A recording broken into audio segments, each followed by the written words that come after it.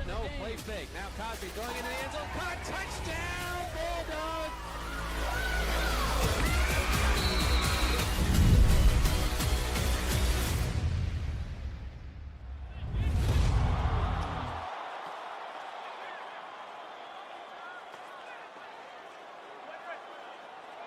For everyone, from players to parents, football offers unlimited growth with even more to learn. Visit futureforfootball.com to get ahead of the game. Find out where to play, what equipment to use, and get the latest from leagues around the country, including pro tips and parental info from the experts. These resources make it easier than ever to create your plan and make your play.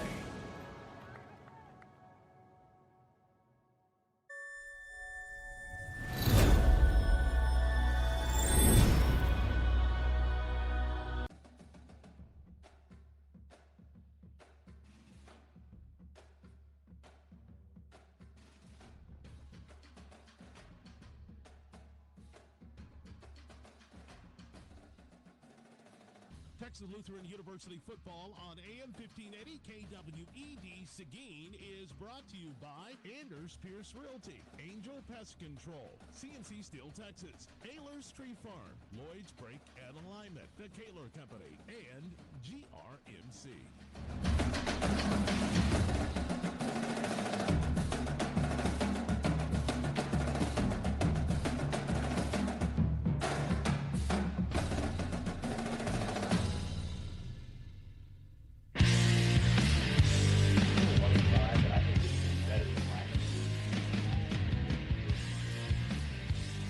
And it's college football time in Texas as the Texas Lutheran Bulldogs welcome American Southwest Conference rival East Texas Baptist to Bulldog Stadium for homecoming this afternoon. A good Saturday afternoon to you, and welcome to the Bulldog pregame show here on KWED and streaming at TLUBulldogs.com. I am Chris Austin. Nick Trumbull leads the TLU Plus YouTube channel camera crew. Jared Kindles is back at the KWED studios. Bryce Hayes, the hardest working sports information director in the country here at TLU, is here as well. And joining us in the booth is the TLU power forward, Easton Allen. And Easton, I understand you came up short defending your three-point title at Bulldog Bash this past week. It was a fun night. For anyone that wasn't tuned in, I had a great showing in the first round. Yeah, you got upset. Made 18 out of 25 threes. Yeah, you think that'd be good enough to get past the first round, but a freshman? Yeah, shout out freshman. Yeah. KP, that's my guy. He beat me. So. And LD King ended up won the whole won the three-point contest. And I understand you did not enter the slam dunk contest. Stayed away from that. I think next year I might plan on switching roles. I'll go from the three-point to the slam dunk next year. All right. Yeah, changing roles for your senior season. That's real cool. Well, we're here again at Bulldog Stadium. It is homecoming here. So we got a great crowd. Boy, people have been tailgating since this morning. I got here. The parking lot was packed, so it's going to be a great atmosphere. Yeah, right behind us, the music's still going from the stadium and the tailgates. I mean, great atmosphere. This is always a fun time around TLU this homecoming weekend. Always brings back alumni. Plenty of fans already filling up Bulldog Stadium, and a chance maybe Coach Leu to get that first home win. Yeah, that's another thing, too. Neil Leu in his second season here at Texas Lutheran University, 0-7 through a year and a half. And, the Tigers of East Texas Baptist, by the way, they are here, and they won this game last year on the road. This year, they're 0-2. So East Texas Baptist, they have yet to win a road game this year. TLU, under Coach Leu, they've yet to win a home game. So something's got to give here this afternoon. Exactly right, Chris. And the all-time series, TLU's ahead 13-11 right. in this, I would say, ASC matchup, almost a rivalry type of matchup. But, yeah, like you said, at this point, somebody's going to break that streak, that road losing streak or that home losing streak. So, and hopefully it's the Bulldogs that end that tonight. Now, TLU 0-2 in the American Southwest Conference. East Texas Baptist comes into the game at 2-1. Tigers are led by head coach Calvin Ruzicka. He's in his first year there in Marshall. He replaced Brian Mayper, who retired after last season. Ruzicka has been at ETBU since 2018. He served as the defensive coordinator. He was the assistant head coach under Mayper before taking the head job for this season. East Texas Baptist went 5-5 last year. They won their final 3 games. That winning streak, by the way, started right here in Seguin when they beat the Bulldogs last year. So it's TLU and East Texas Baptist today at homecoming for the Bulldogs, a conference game number 3 for TLU. It's time for timeout. Just ahead on our Bulldog pregame show, we'll visit with Bulldog head coach Neil Leu. Earlier, we talked with Coach about last week's close game with a ranked Hardin-Simmons team that went down to the wire. We touched on the crowd here in Seguin as well. It's homecoming today at Bulldog Stadium. The crowd 2 weeks ago, quite boisterous when Mary Hardin-Baylor was here. We talked about that with Coach as well. We also talked about the Tigers and how they'll challenge the Bulldogs today as well. Stay close. Our pregame conversation with Coach Neil Leu is next. You're listening to TLU Football on KWED and streaming online at TLUBulldogs.com. You know, everyone is familiar with GRMC, but did you know that they have a nonprofit foundation? Seguin and our surrounding community boasts many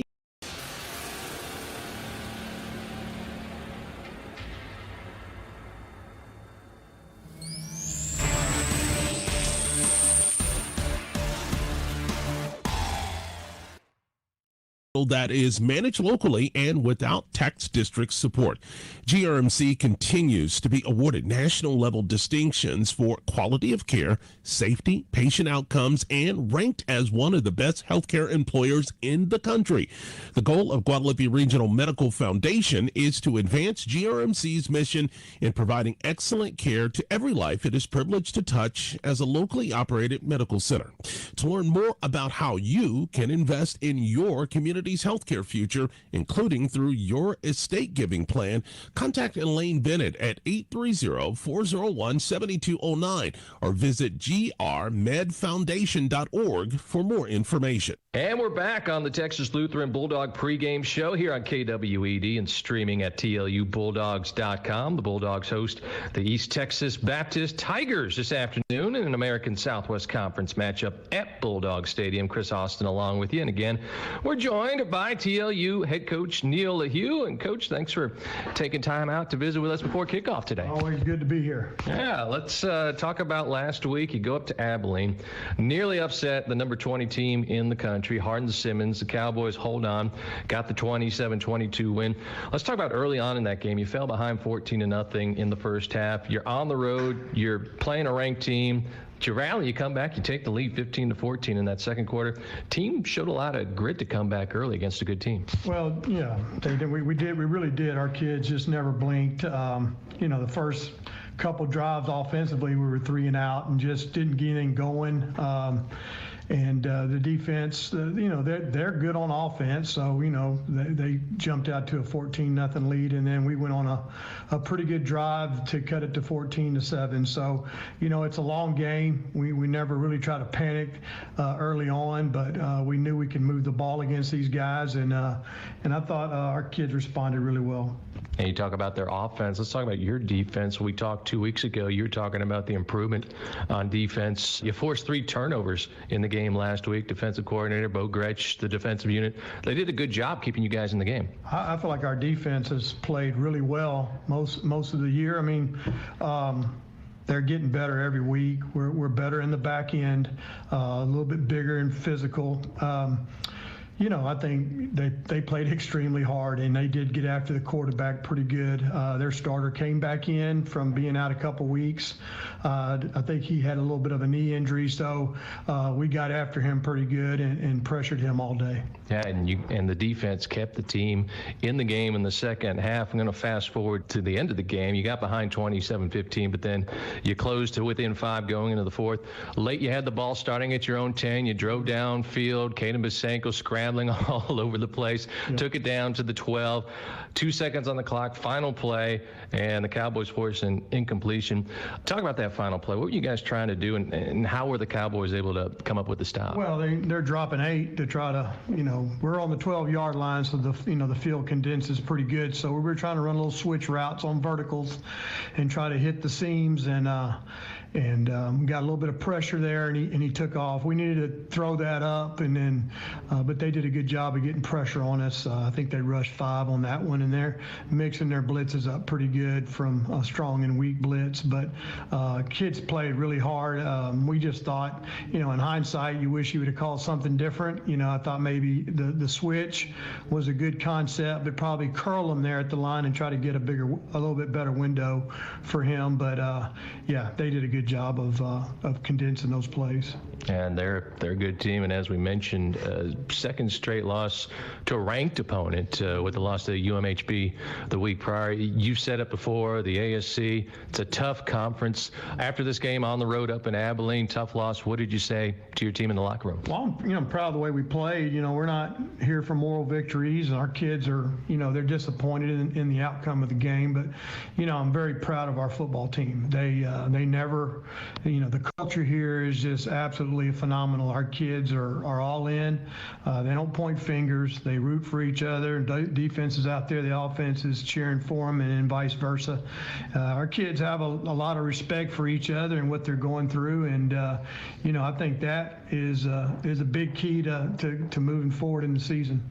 We're talking with head coach Neil Leu here on the Bulldog pregame show. You talk about the culture here. Let's talk about the crowd. You got homecoming here today. Next conference game, East Texas Baptist at Bulldog Stadium. Homecoming, like we said, the crowd, they've been great here at home. 2 weeks ago against UMHB, Crusaders were up big, but the crowd stuck around. They were loud late in that fourth quarter when you scored 2 touchdowns late. Does your team respond to that when the fans get behind them here? Absolutely. I think our fans are phenomenal. They do a great job of cheering on our kids. There's a lot of people on this campus and in this community and our alumni that come back and watch our games, and our kids really appreciate that. And homecoming is a special time for a lot of people, and we're looking forward to that. And it's today, and let's move on to the game today against the Tigers. ETBU, the 2-1 in the conference, 3-3 overall. In the conference, they lost to Howard Payne. They've beaten Austin College last week. They squeaked by McMurray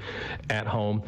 Give us a scouting report on the Tigers, on their offense and their defense. Well, East Texas is always going to be very athletic. They can run. They're big. They're physical on defense. Their D-line is very active.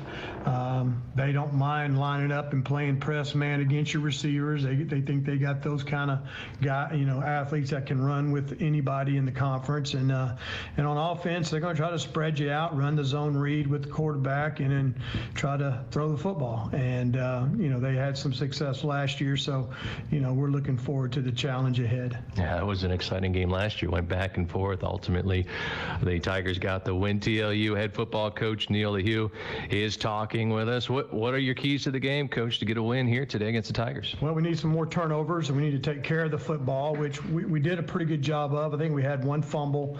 We had a strip sack fumble, and we got to take care of the football and just keep moving along. We're a little bit beat up, but the kids, last week we played without 3 starters on the O-line, and I thought those guys that were in there did an unbelievable job, coming in and playing. And, it's like we told our kids, it's the next man up mentality. And, we're still in that situation right now. Caden Blasenko will be going today.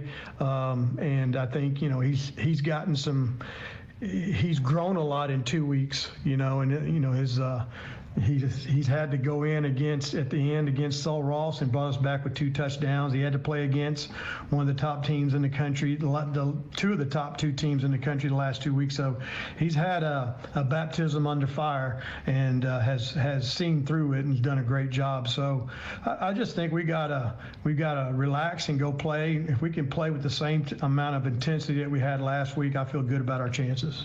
Coach, we're looking forward to it this afternoon. Best of luck against the Tigers here today on homecoming. Thank you. Appreciate it. You bet. And that will wrap things for our pregame discussion with Texas Lutheran head coach Neil Leu. Let's take a timeout. Just ahead, we'll give you the starting lineups for both the Bulldogs and Tigers as we get closer to kickoff. It's TLU and East Texas Baptist at Bulldog Stadium. This is the Bulldog pregame show on KWED and streaming at TLUBulldogs.com. The Kaler Company is a proud sponsor of Texas Lutheran University and the TLU Bulldogs. The Kaler Company provides quality general construction services and fine architectural millwork in Seguin and beyond. The Kaler Company is a name that you can trust. Hi, I'm Steve Kaler. We've been taking care of our customers and their projects since 1954. The Kaler Company wishes the Bulldogs great success on this season. Call the Kaler Company at 830-303-6256. Go Bulldogs! Lloyd's Brake and Alignment will service and repair your tires, including balancing. Lloyd's does front-end repair and wheel alignment. If your vehicle needs brake repair, Lloyd's is the place to go. Lloyd's at 1824 West Kingsbury Street is a continued supporter of the TLU Bulldogs. Lloyd's, with quality service and honest prices, says go Bulldogs. For Lloyd's Brake and Alignment, call 372-5510. That's 372-5510.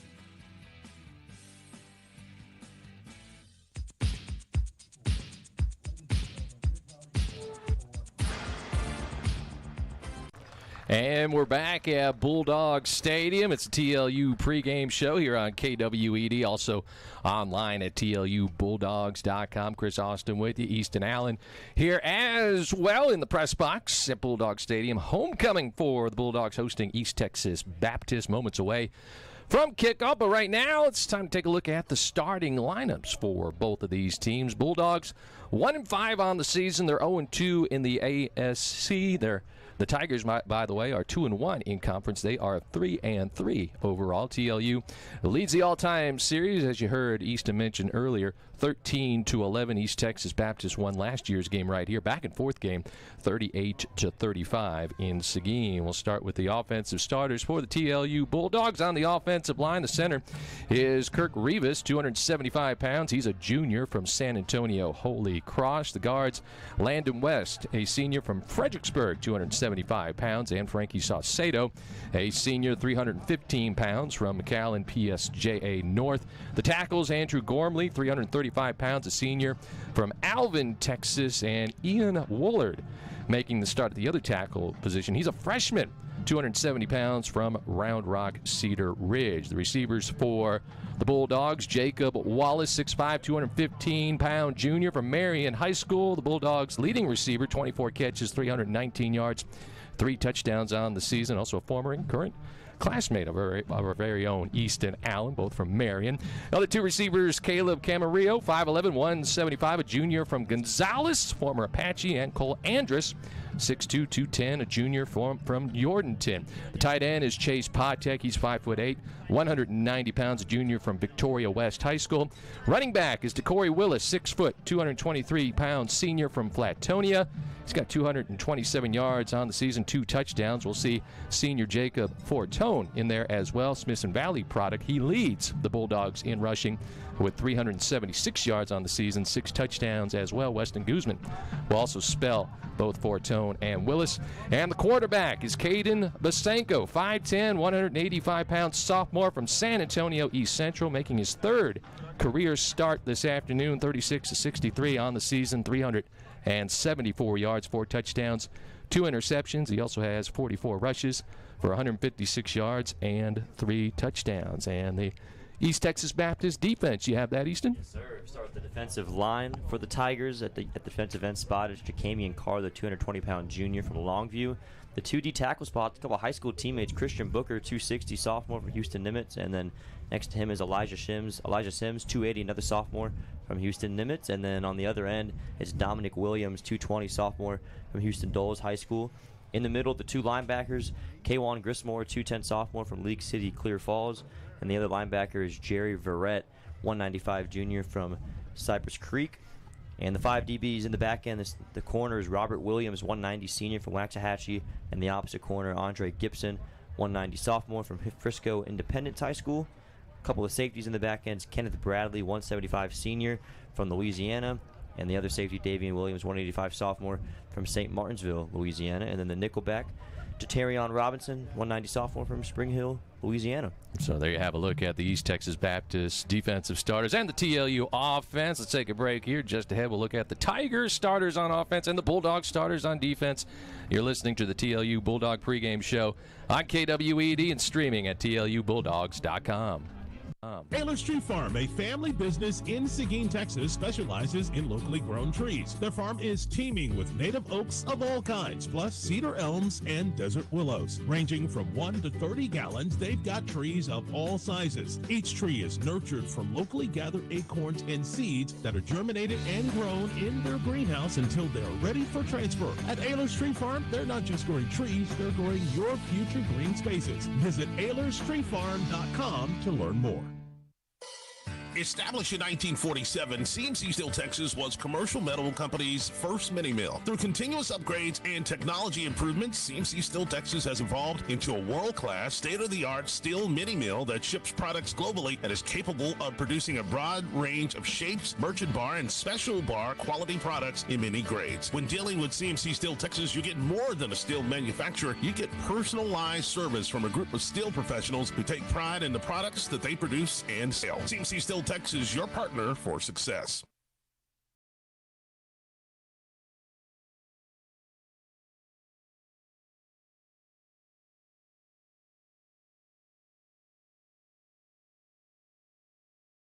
Pregame show, TLU and East Texas Baptist homecoming in Seguin today. Chris Austin again with Easton Allen. We gave you the starters for the TLU offense and the East Texas Baptist defense just moments ago. Let's look at the Tiger offensive starters along with the Bulldog defensive starters. We'll start with East Texas Baptist and start along the offensive line. The center in the middle is Bo Hill. He's a 250-pound sophomore from Salado High School. The guards, Connor Gillespie, a sophomore from San Antonio Johnson. He's 280 pounds. And Nathaniel Morris, a 270-pound sophomore from Sugarland Clements. The tackles, Gary Smith, 270 pounds, junior from Houston, the Village School. And the other tackle is Cole Hughes, 255 pounds, a sophomore from Manor High School. You got 4 sophomores, 1 junior. On the line for the Tigers, wide receivers, Trajan Giannis Wilcox, 5'10", 160-pound freshman from Cameron Yo High School. He's the leading receiver for the Tigers, 20 catches, 311 yards, and 5 touchdowns on the season. Other 2 receivers, Devin Phillips, 6'4", 175-pound sophomore from Waxahachie. Zay Thomas, a 5'7", 150-pound sophomore from Wascom High School in East Texas. The tight end is Hayden Curie, 6 foot, 190 pounds, sophomore from Pearland. And the running back is Paul Woodard, 5'9", 185 pounds. He's a freshman from Freeport, Brazosport. Only 179 yards rushing on the season, and he averages 2.9 yards per carry. And finally, the quarterback, Carlos Garibay, a junior, 5'11", 195 pounds from San Antonio Roosevelt. 19 of 40 on the season, 351 yards, 3 touchdowns, 1 interception.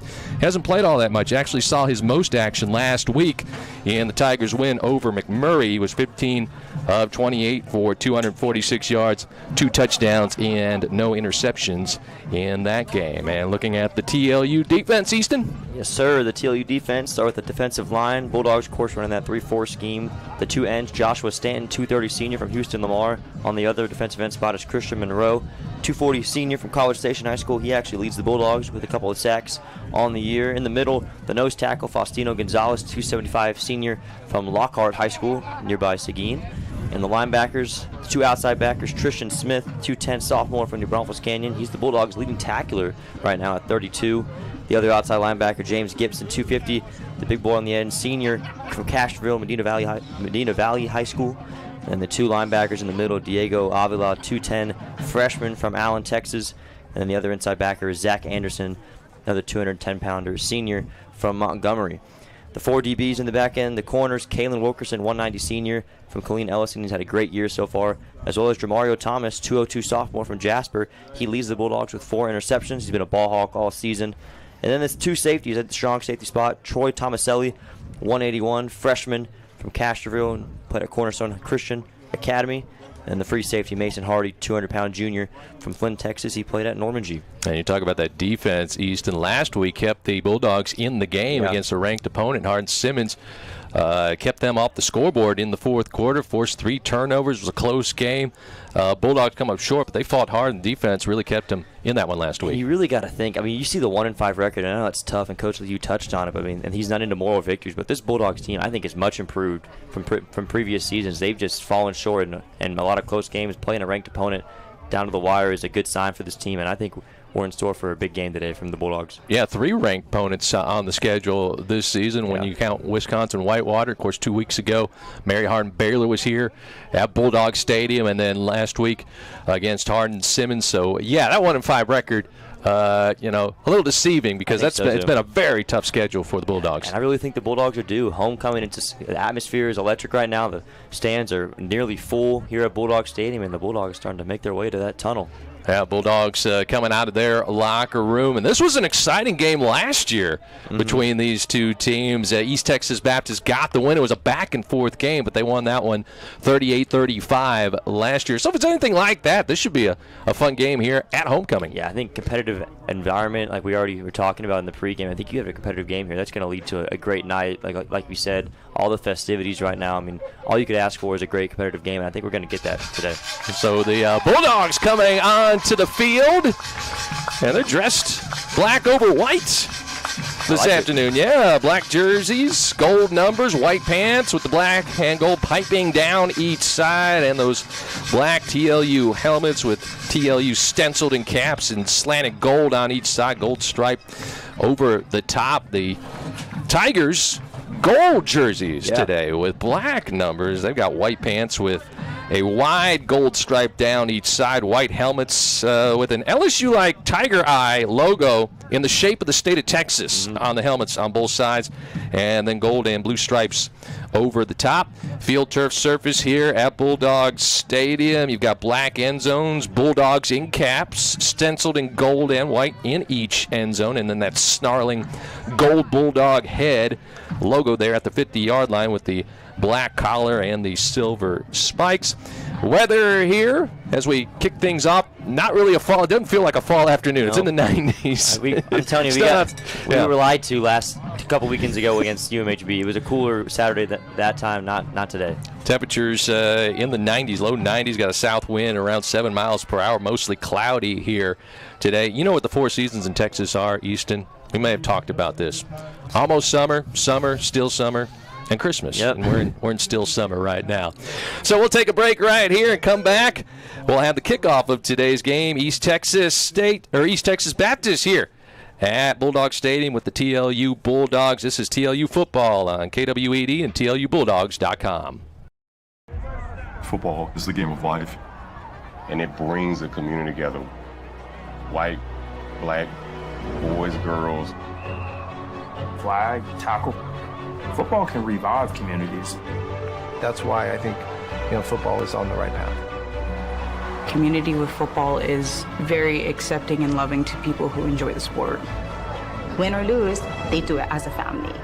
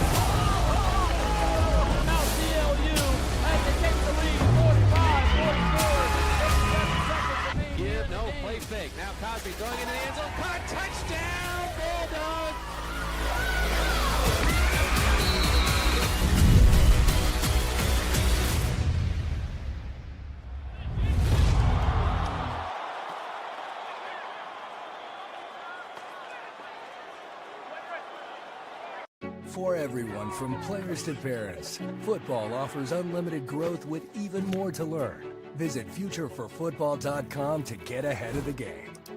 Find out where to play, what equipment to use, and get the latest from leagues around the country, including pro tips and parental info from the experts. These resources make it easier than ever to create your plan and make your play.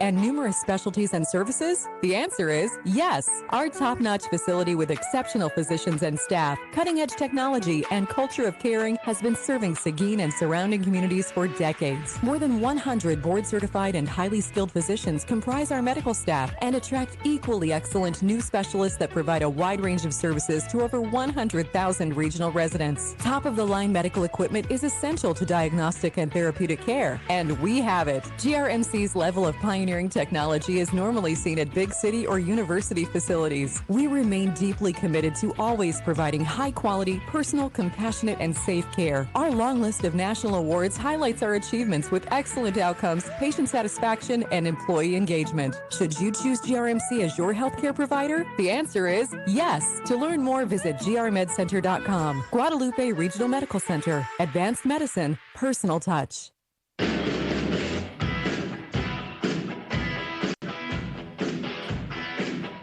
Back here at Bulldog Stadium, getting ready for kickoff, homecoming. TLU Bulldogs, East Texas Baptist Tigers, and we've got the coin toss going on at the 50-yard line. Sarah Metzer, remember the 2019 National Championship softball team at TLU? She was a catcher on that team. She is doing the ceremonial coin toss at the 50 here at homecoming this afternoon. And it's also a Hall of Honor day here. The 3 former student athletes recognized and inducted into the Texas Lutheran Athletic Hall of Honor. TLU pole vaulter Ligia Bolivar, class of 13, former TLU baseball player Sean Kistler, also class of 13, and former TLU kicker Alan Kane, class of 13, all inducted. As you listen to TLU football here on KWED Seguin and streaming at TLUBulldogs.com. And it looks like Sarah has tossed the coin in the air. And we don't have the referee mic'd up there, but he's going to address the crowd and say that the Tigers have won the toss. So you hear the referee there in the background. Tigers won the toss. They'll defer. So the Bulldogs will get the ball first in this one. We'll see Kaden Basenko in that Bulldog offense to start things out here, Easton. Yeah, Basenko, start number 3 now in a row for him. Of course, you go all the way back to that Sol Ross game where he came in for the injured Seth Cosme late in that one. And I'll tell you what, I think a key for the Bulldogs in this one is going to be to start fast. They've played really well in the second half of these games. They played well in the second half against Hardin Simmons, played well in the second half against Sol Ross. I think it's going to have to be a fourth quarter effort from this Bulldog team to get started. And it starts with the offense today with them receiving the opening kickoff. And the Bulldogs will defend the north end zone in front of Church Hill. So they'll be going into a slight wind here in the first quarter. So the kicker for the Tigers, Pedro Cavazos, will tee it up at the 35. He'll have the wind at his back as he kicks this one off and back deep for the Bulldogs. It'll be Eugene Robinson and Jacob Fortone just inside the 5-yard line. Ready to start things off here at Bulldog Stadium. There's actually Nicholas Piazza who will be doing the kicking here for the Tigers. He's got a 10-yard head start back at his 25. He approaches the tee, and here's the kick. High kick towards the near sideline, and Eugene Robinson will let it go over his head for a touchback. Bulldogs will start their initial drive at their own 25-yard line. We mentioned starting fast just a moment ago, Chris, and I think a really key thing here, the key stat to point out, the Bulldogs are being outscored 87-29 in the first quarter so far this season, so it's going to be critical that this opening drive produces a positive outcome, whether it's points on the board or at least moving that football down the field to set the tone early.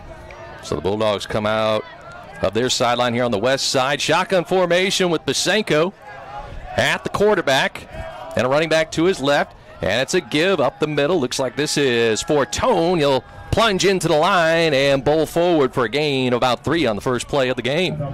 Always love to see what the early game plan is from Coach Leu calling the plays. Of course, ETBU pretty big up front. You can tell that front four is pretty stout.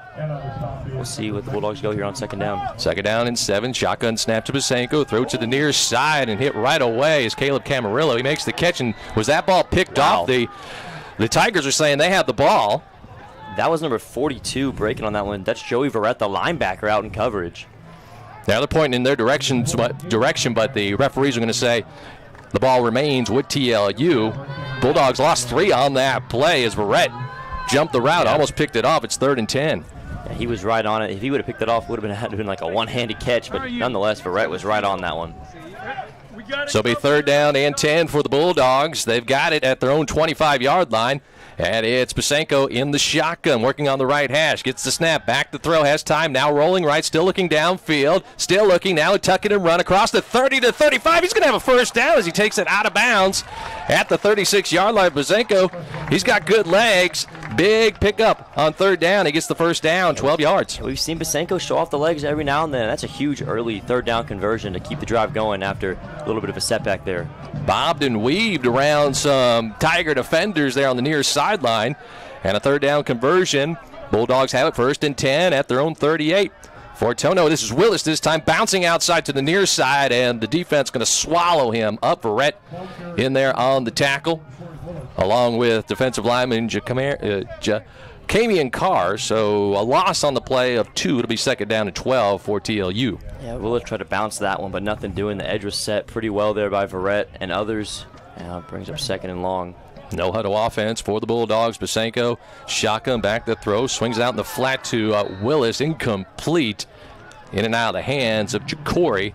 Almost a lateral, but they rule that an incomplete pass, and it'll be 3rd down. Yeah, and the Bulldogs like to get the quick swing passes out to Jacory Willis and Fortone, but right there, those are kind of the gimme plays for the Bulldogs they're so accustomed to making, and then Willis just comes up empty-handed, and now it's 3rd and long. Yeah, another 3rd down as Jacob Fortone checks back in for Willis. Shotgun with Basenko. Gets the snap. Back to throw. In the flat for Fortone. Wide open. Has it at the 45 across the 50 along the near sideline. Breaks a tackle. Inside the 40 to the 30. Dragging tacklers with him. He's finally brought down at the 24 of ETBU.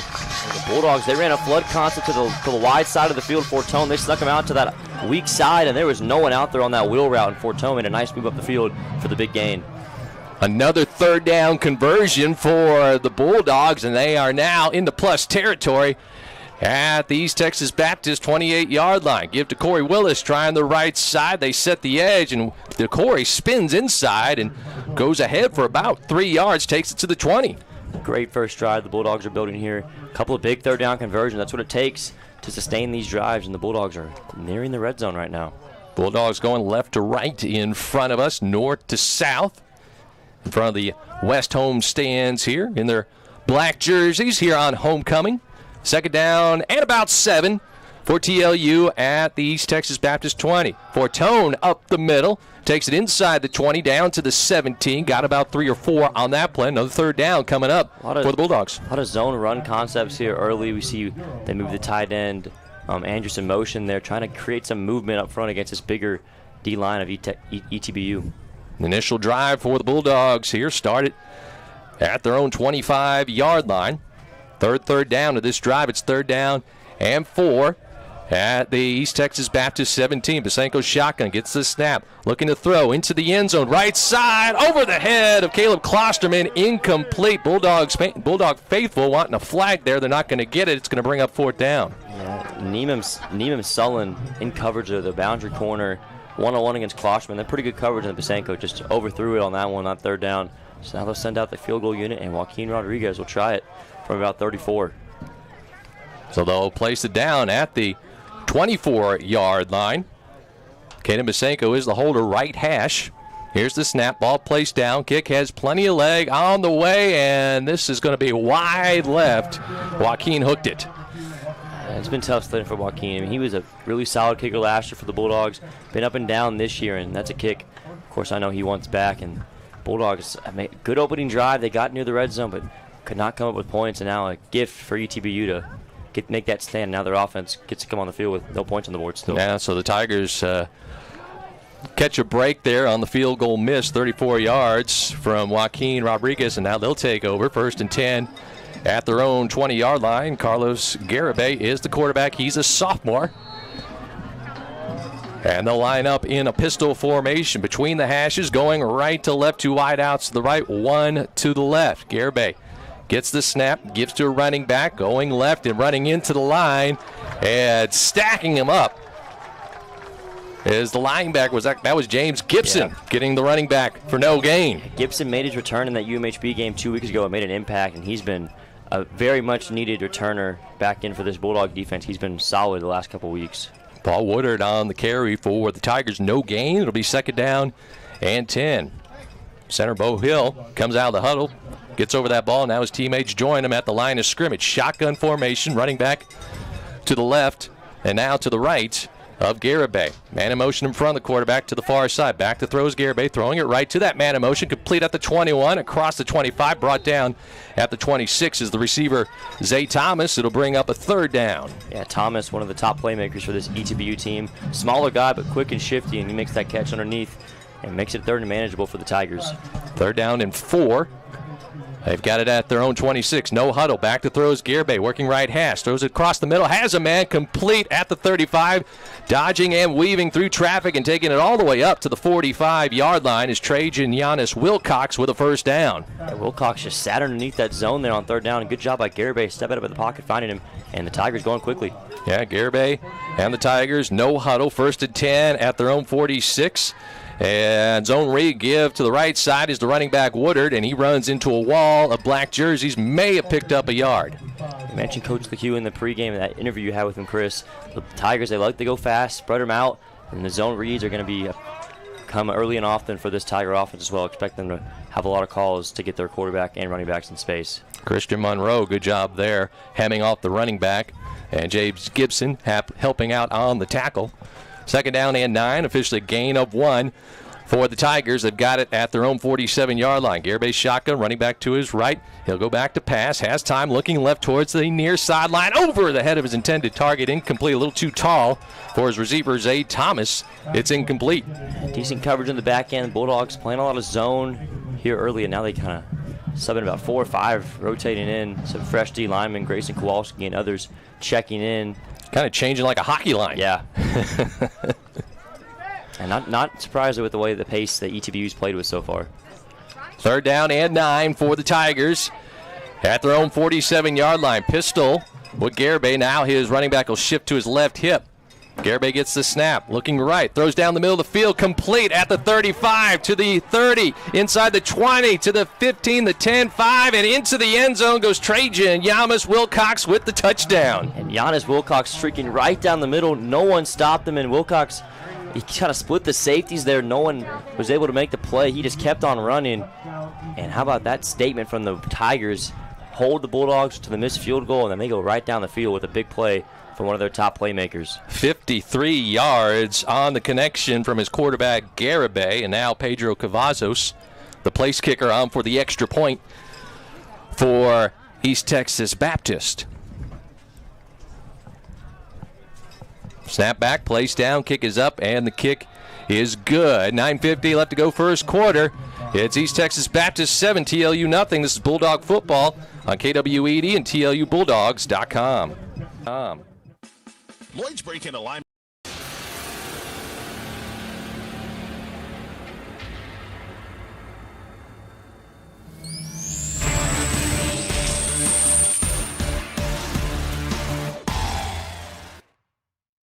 With quality service and honest prices, says Go Bulldogs. For Lloyd's break and alignment, call 372-5510. That's 372-5510.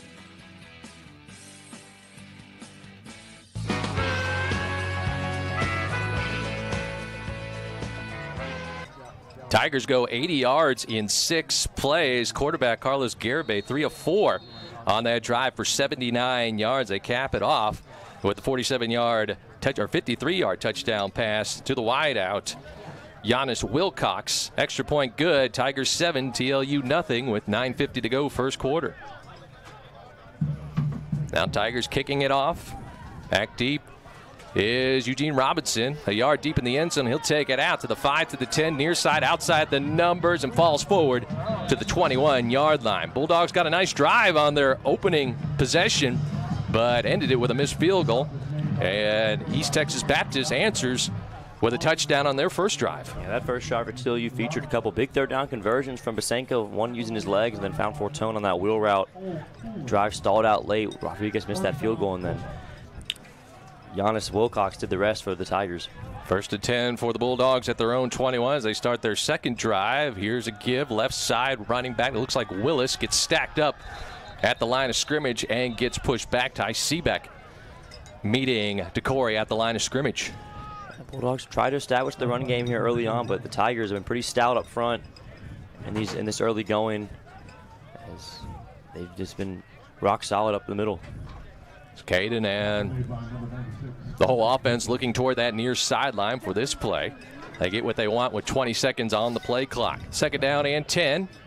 Snap back to the quarterback. Bosenko will throw it down the middle of the field and in and out of the hands of his intended target, Joshua Moncrief, at the 30-yard line. Tough catch would have been for Moncrief. He had to reach out for that one, and that was a bullet off the arm of Bosenko. Yeah, and the safety broke down pretty hard on that one, too. I think that was number 7, Kenneth Bradley, breaking that one up. Little RPO from Bosenko. Made the right read, but just a little too late for Moncrief. So another 3rd down for the Bulldogs, 3rd and 10. Actually, officially, they'll say 3rd and 9 on the scoreboard for the Bulldogs at their own 22-yard line. Working between the hashes, Bosenko with the shotgun snap. Back to throw, has time in the flat, has Willis right side, takes it across the line of scrimmage. Defense right there. Jatario Robinson stacks up. DeCory, he'll fall forward to the 24, but he'll be well short of the 1st down. Just nothing deep. The Tigers had it blanketed in the back end. That secondary playing really well early on. And Bosenko just had no one to go to, so just checked it down to Willis and nothing doing. So quick 3 and out following the ETBU touchdown. So we'll see Cameron Welch, the Canyon High School product from New Braunfels, back to punt. And Zay Thomas back deep for the Tigers. He's at his own 35 in this punt. Pressure on, and Welch gets it off. It'll land at the 40 and catching it on a bounce and going straight down is Thomas at the East Texas Baptist 34-yard line. So back to the Tiger offense, and Garibay will bring his troops back out there. The pass game was the key on that first drive. We saw Zay Thomas get involved early, and then Trajan and Giannis Wilcox made a couple big plays, had the 3rd down conversion, and then the big post that he kept streaking down the middle and scored on the long touchdown. Well, TLU defense played well last week against Hardin Simmons, down 7-0 now with 8:23 left to go first quarter. Need to get a stop here. 1st and 10 for the Tigers, starting this drive at their own 34-yard line. Garibay, the quarterback, shotgun. Woodard, his running back, to his right, man in motion behind the quarterback, and a throw to that man in the right flat, complete, and across the line of scrimmage, across the 35, across the 40, and up to the 45. Zay Thomas takes it out of bounds. He'll have a 1st down.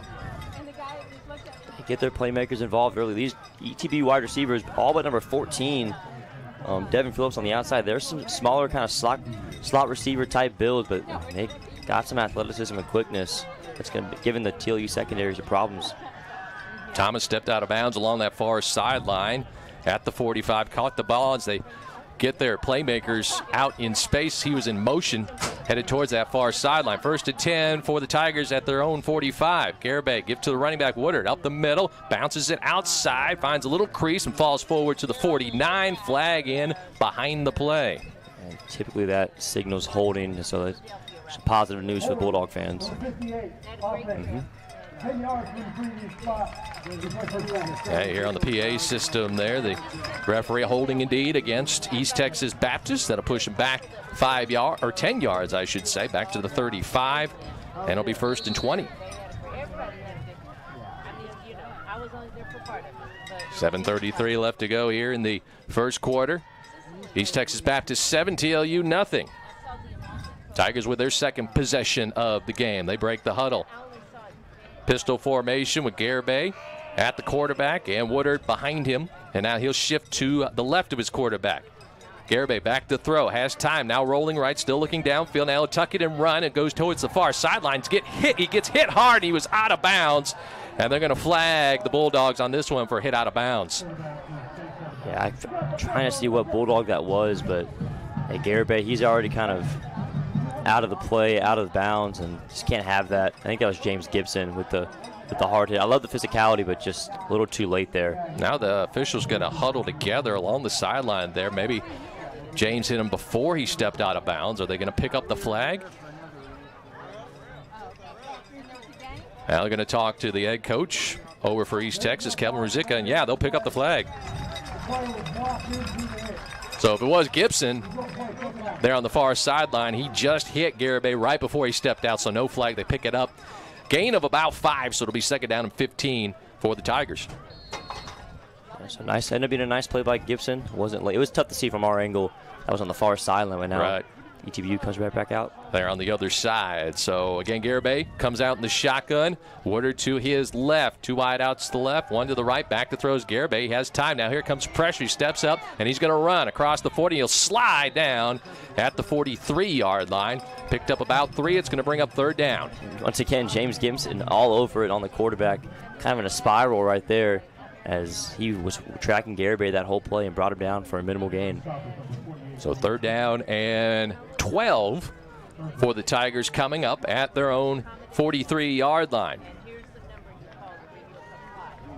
Going right to left on the right hash. Garibay, shotgun, running back behind him. And again, that's Woodard. He'll shift to the left of his quarterback. 4 wideouts. Back to throw is Garibay. Looking left. Here comes pressure. He spins away from a defender. Now we'll throw it downfield. Jump ball, and this ball's incomplete. Down at the 15-yard line, intended for Giannis Wilcox. And back defensively, Mark Square for the Bulldogs, breaking up that pass. Yeah, Eric Square back there, and he was one-on-one late on that play, too. It's tough for those corners sometimes when the quarterback's scrambling. That's a lot of time to keep covering, but made a nice play in the back end to not give up on the play, and the Bulldogs forced the punt. So Christian Piazza is the punter. He's back at his own 28. He'll punt it away. Looks like Mason Hardy is back deep for the Bulldogs inside their 15-yard line. Piazza gets the snap. It's going to be a rugby-style left-footed kick, high kick, little wobbler. And off the hands, that's actually Andrew Price at the 20-yard line, but the ball flutters out of bounds. And the Bulldogs will have it inside the 20 down at the 12-yard line. So Andrew Price on the return muffed the punt, but luckily he was near the sideline. The ball just went out of bounds. I was just about to say near disaster for the Bulldogs, but like you said, Chris, that sideline conveniently right there for it to go out of bounds. And now drive number 3 for Pasenko in the offense. They went 3 and out on their last drive after driving down the field on their first drive, missing a field goal. Pasenko's shotgun. Here's a give running back for Tone. Hole on the right side, takes it across the 15. Then he's met by a defender at the 16, goes down there, and here comes a flag late. We'll see what this flag is. I will say nice job pulling there from, I think it was 62 for the Bulldogs.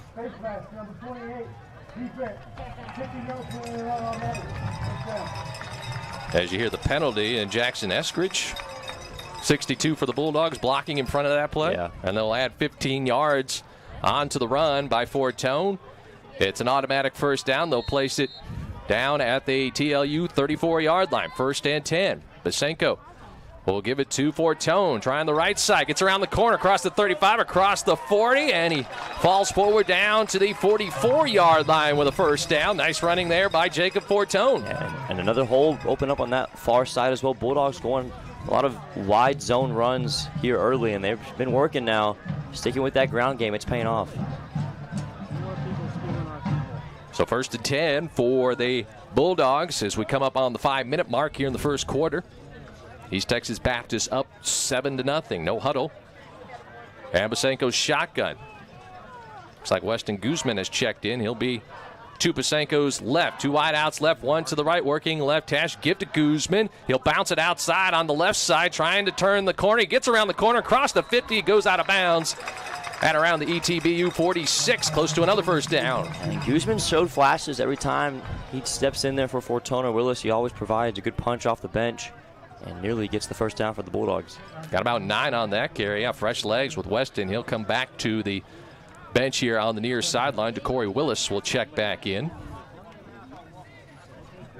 Bulldogs going left to right. They're on the left hash. It's Pasenko in the shotgun. Second down and 1 at the Tiger 46. Pasenko gets the snap, fakes a jet sweep, back to throw. Here comes pressure. This ball's batted in the air and falls incomplete at the 25-yard line.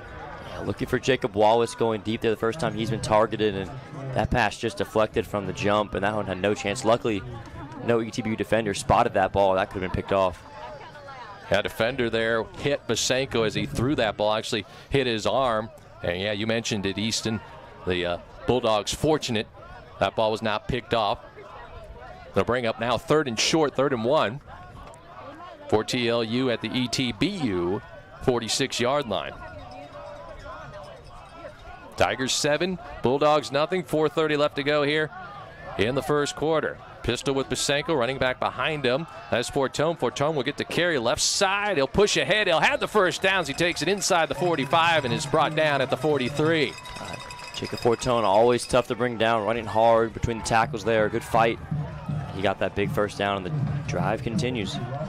Fortone, the senior from Smithson Valley High School over there in Comal County. Next county over, 1st and 10 for the Bulldogs at the ETBU 43. Fortone in motion out of the backfield towards the near side. It's a give to Guzman. He's going to go to the left side and will be taken out of bounds at around the 40-yard line as he tried to turn the corner. Got about 3 yards. Yeah, Bulldogs continue to try to get Guzman involved. Now they'll bring in Willis for Fortone, so still going with that 2 running back set, but good pursuit from that Tiger defense to hold the Bulldogs to just 2 yards. Of course, Guzman, just a sophomore from McAllen, Texas. 2-yard gain on that run by Weston. 2nd down and 8 for the Bulldogs at the ETBU 41-yard line. Trying to get on the scoreboard for the first time this afternoon. Shotgun with Basenko. He'll give it to Willis. He'll try to get around the defender. Can't do it as Jacamian Carr wrapped up DeCory in the backfield. Almost got there when DeCory got that handoff. Yeah, Carr just blew that play up on the edge. Great pursuit, set the edge perfectly, and then Willis just had nowhere to go. Lost 3 yards, and it's going to bring up 3rd and 13 for TLU at the ETBU 46-yard line. Joshua Moncrief going to check back into the ball game. Cole Andrus going to come to the sideline. Fortone still in there at running back. Down to 15 seconds on the play clock. Bulldogs no huddle. Basenko's shotgun. Fortone to his right. 3 wideouts to the right. Basenko back to throw, and here comes pressure. He's going to be sacked back at the TLU 45-yard line. It's Jacamian Carr again getting pressure. He's having a big game there at that defensive end spot. Yeah, Carr's all over the place. 96, Ty Seebeck also in the backfield. They just blew that whole play up. The pass pro was not there. Basenko had no time to look downfield, and that sets up another punt for Cameron Welch. So Welch and the kicking team come out onto the field. 4th and about 20 for the Bulldogs at their own 46. Cameron going to try and pin him deep. Gets the snap. Here comes pressure. He gets the punt away. It's a wobbler short kick. It's going to bounce at the 25-yard line of East Texas Baptist and take a TLU roll inside the 20. It'll be down at the 16-yard line. So Bulldogs now 0 for 3 on their first 3 possessions of this ball game. Couple of punts and a missed field goal. 2:02 left to go in the first quarter. ETBU up 7-0. Tiger offense will come back out, staying with these spread sets, 4 wide out of the huddle. 1st and 10 for the Tigers at their own 16-yard line. Garibay is the quarterback. Shotgun, 4 wide receiver set. Give to the running back up the middle. He runs into the line, spins, and falls forward to the 19. Paul Woodard on the carry. James Gibson in the middle of that stop for the Bulldogs. Yeah, Bulldog run defense has been stout so far. Haven't allowed too many big gainers. It's really been the pass defense that's struggled here. Tigers going tempo here. No huddle. Snap back to Garibay. Back to throw. Looking right now. Looking left. Has time. Throws it across the middle. Complete at the 31-yard line. Coming back to the ball was Devin Phillips. He makes the catch there and is brought down with a first down. Yeah, that was a tight window that Garibay filled, but I think that was all number 14, Phillips, coming back to that football to avoid the interception. Yeah, caught that ball between 2 Bulldog defenders. Got the first down. 1st and 10 for the Tigers at their own 31-yard line, coming up on 1:15 left to go here in the first quarter. They'll send 3 wide outs to the right on the far side as they work here on the near side left hash. Play fake and a throw over to the right side, complete, and the Bulldog defense right there, but getting away is Zay Thomas. Now he's coming towards the near sideline, spins around here outside the numbers, and he'll finally be pushed out of bounds at the 35-yard line. Thomas was caught there in the backfield on the far side, changed directions, came back this way, and now some extracurriculars here along the Bulldogs sideline with Thomas and the Bulldog bench. Yeah. But a nice play by Thomas actually made something out of nothing, picked up about 6 yards. Completely reversed field and came towards that Bulldog sideline, who was not having it, as Thomas kind of got up and no man's land in front of all those Bulldog jerseys, but back to the huddle and nothing too crazy happened right there, thankfully. Yeah, after all that, cooler heads prevailed, but a 7-yard gain. Second down and 3 for the Tigers at their own 37-yard line. As they break the huddle, Garibay in the shotgun. Tight formation here on the left side, near side, and 2 wideouts to the right. Flag at the start of this play. They blow it dead, maybe movement on the Tigers. Side judge here on the near side, going to have a few words with the referee. Everybody's moving backwards, so it looks like this call going to be on the ETBU Tigers. Great crowd here at homecoming. So there you hear it. False start on the offense. 5-yard penalty. Lots of people over there at Burns Berm. I was going to say. They're on the south, behind the south end zone. Enjoying this one. Second down and 9 for the Tigers at their own 32-yard line after the penalty. Garibay shotgun, running back to his left. And 2 wideouts here on the left side. Back to throws Garibay. He'll throw it in the flat, incomplete behind his intended receiver, Hayden Curry. That's going to bring up a 3rd down. Yeah, good pass rush there from Christian Monroe on the edge. Nearly could have got a holding call, but no call. But Monroe affected that pass enough to force the incompletion, and now 3rd down coming up. Yeah, you said it. Easton forcing Garibay to make a tough throw there. It was behind his receiver, Curry, and now 3rd and 9. Crowd starting to get into this one here at homecoming. Trying to get behind this defense we talked about in the pregame 2 weeks ago with that UMHB game. That was an exciting finish, even though UMHB won the game by 40. A couple touchdowns late. Had the crowd going here at Bulldog Stadium. 3rd and 9 now for Garibay. Empty backfield. Back to throw. Looking right. Throws it and incomplete. Actually, that's a new quarterback, Cardell Beard, coming into the ball game. He throws it towards the right side, and that ball falls incomplete at around the 45-yard line. It'll be 4th down. Yeah, good call, Chris. I didn't even see Beard checked in. I'm wondering what happened to Garibay. Yeah, I just saw when he threw the ball. That's not Garibay. Yep. That's Cardell Beard. 15. And that pass falls incomplete. And that's the end of the first quarter. That was the final play. So we'll take a timeout and have the second quarter ahead. ETBU 7, TLU nothing. This is Bulldog football on KWED and TLUBulldogs.com.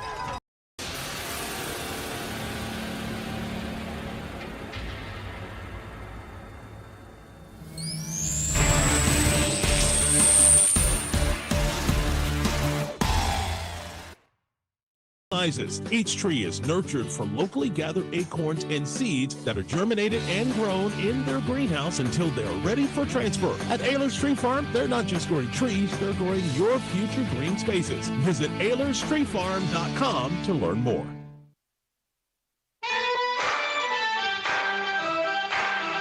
So they switch sides, and Piazza, the punter for the Tigers, will punt into the win here. Andrew Price back deep for the Bulldogs. Here on 4th down for ETBU. Here's the snap and the left-footed kicker running start. Here's a nice spiral towards the return man at the 28. Bounces off a couple tacklers and falls forward. Does Price to the 34-yard line. Kind of a dangerous play there by Andrew Price. Didn't call for a fair catch, but hung on to the ball. Remember on the last punt, he fumbled one out of bounds. Yeah, Price a little risky there once again, but makes the he's had 2 straight kind of tough return catches to be made, but made the running catch there and got a few yards on top of it. And now it's time for Pasenko, the offense, to make their way back onto the field. Now the Bulldogs going south to north. They'll have that 7-mile-an-hour breeze behind their backs. 1st and 10 at their own 34-yard line, right hash.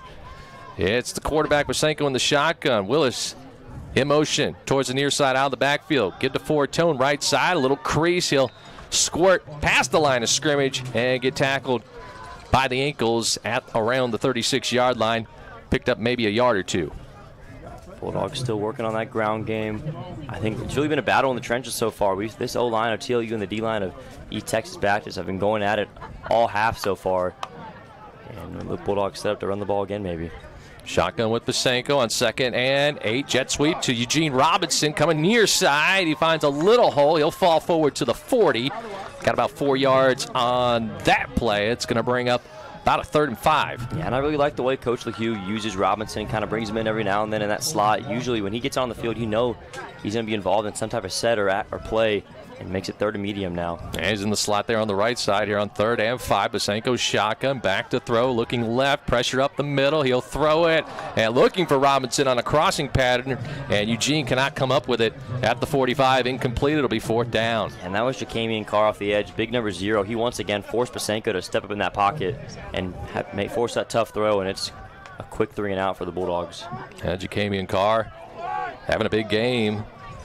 The junior from Longview, Texas, for the Tigers. And the Tiger defense, again, forces a punt by the Bulldogs as Cameron Welch trots back out onto the field. Zay Thomas back deep for the Tigers. He's at the ETBU 20. And Welch will have the win with this punt at his 25. Here comes a rush, and he gets it away. And it's a wobbling kick, and Thomas has it at the 15. Trying to dodge defenders, coming towards the near sideline across the 20. Gets wrapped up at the 24-yard line. I'll tell you what, Thomas is shifty, man. He loves the juke moves.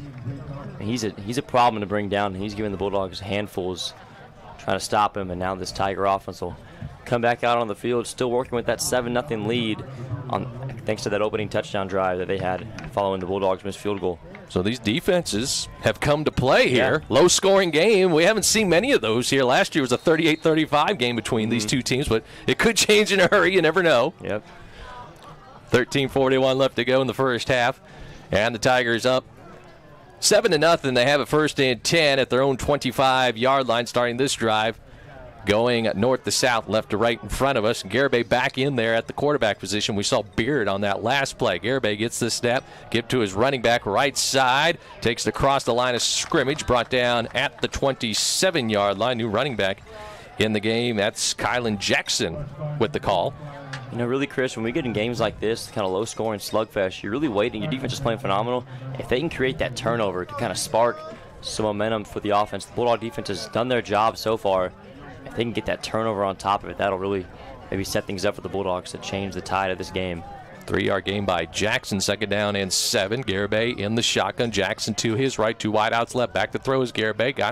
Gets pressure up the middle, and now he gets it away. Complete along the far sideline. Caught at the 35 and dropped at the 36 is the receiver. That's Devin Phillips. He has a 1st down. James Gibson there defensively for the Bulldogs. Yeah, and one thing I've noticed, Chris, with all the speed the Tigers have had on offense, Bulldogs playing off the ball a lot of 8, 9, 10 yards of room from the snap, not pressing these wide receivers and forcing the Tigers to kind of check it down underneath. Yeah, playing off the ball here. Jamario Thomas here on the near sideline at the corner position. He's going to line up with Trajan Giannis Wilcox.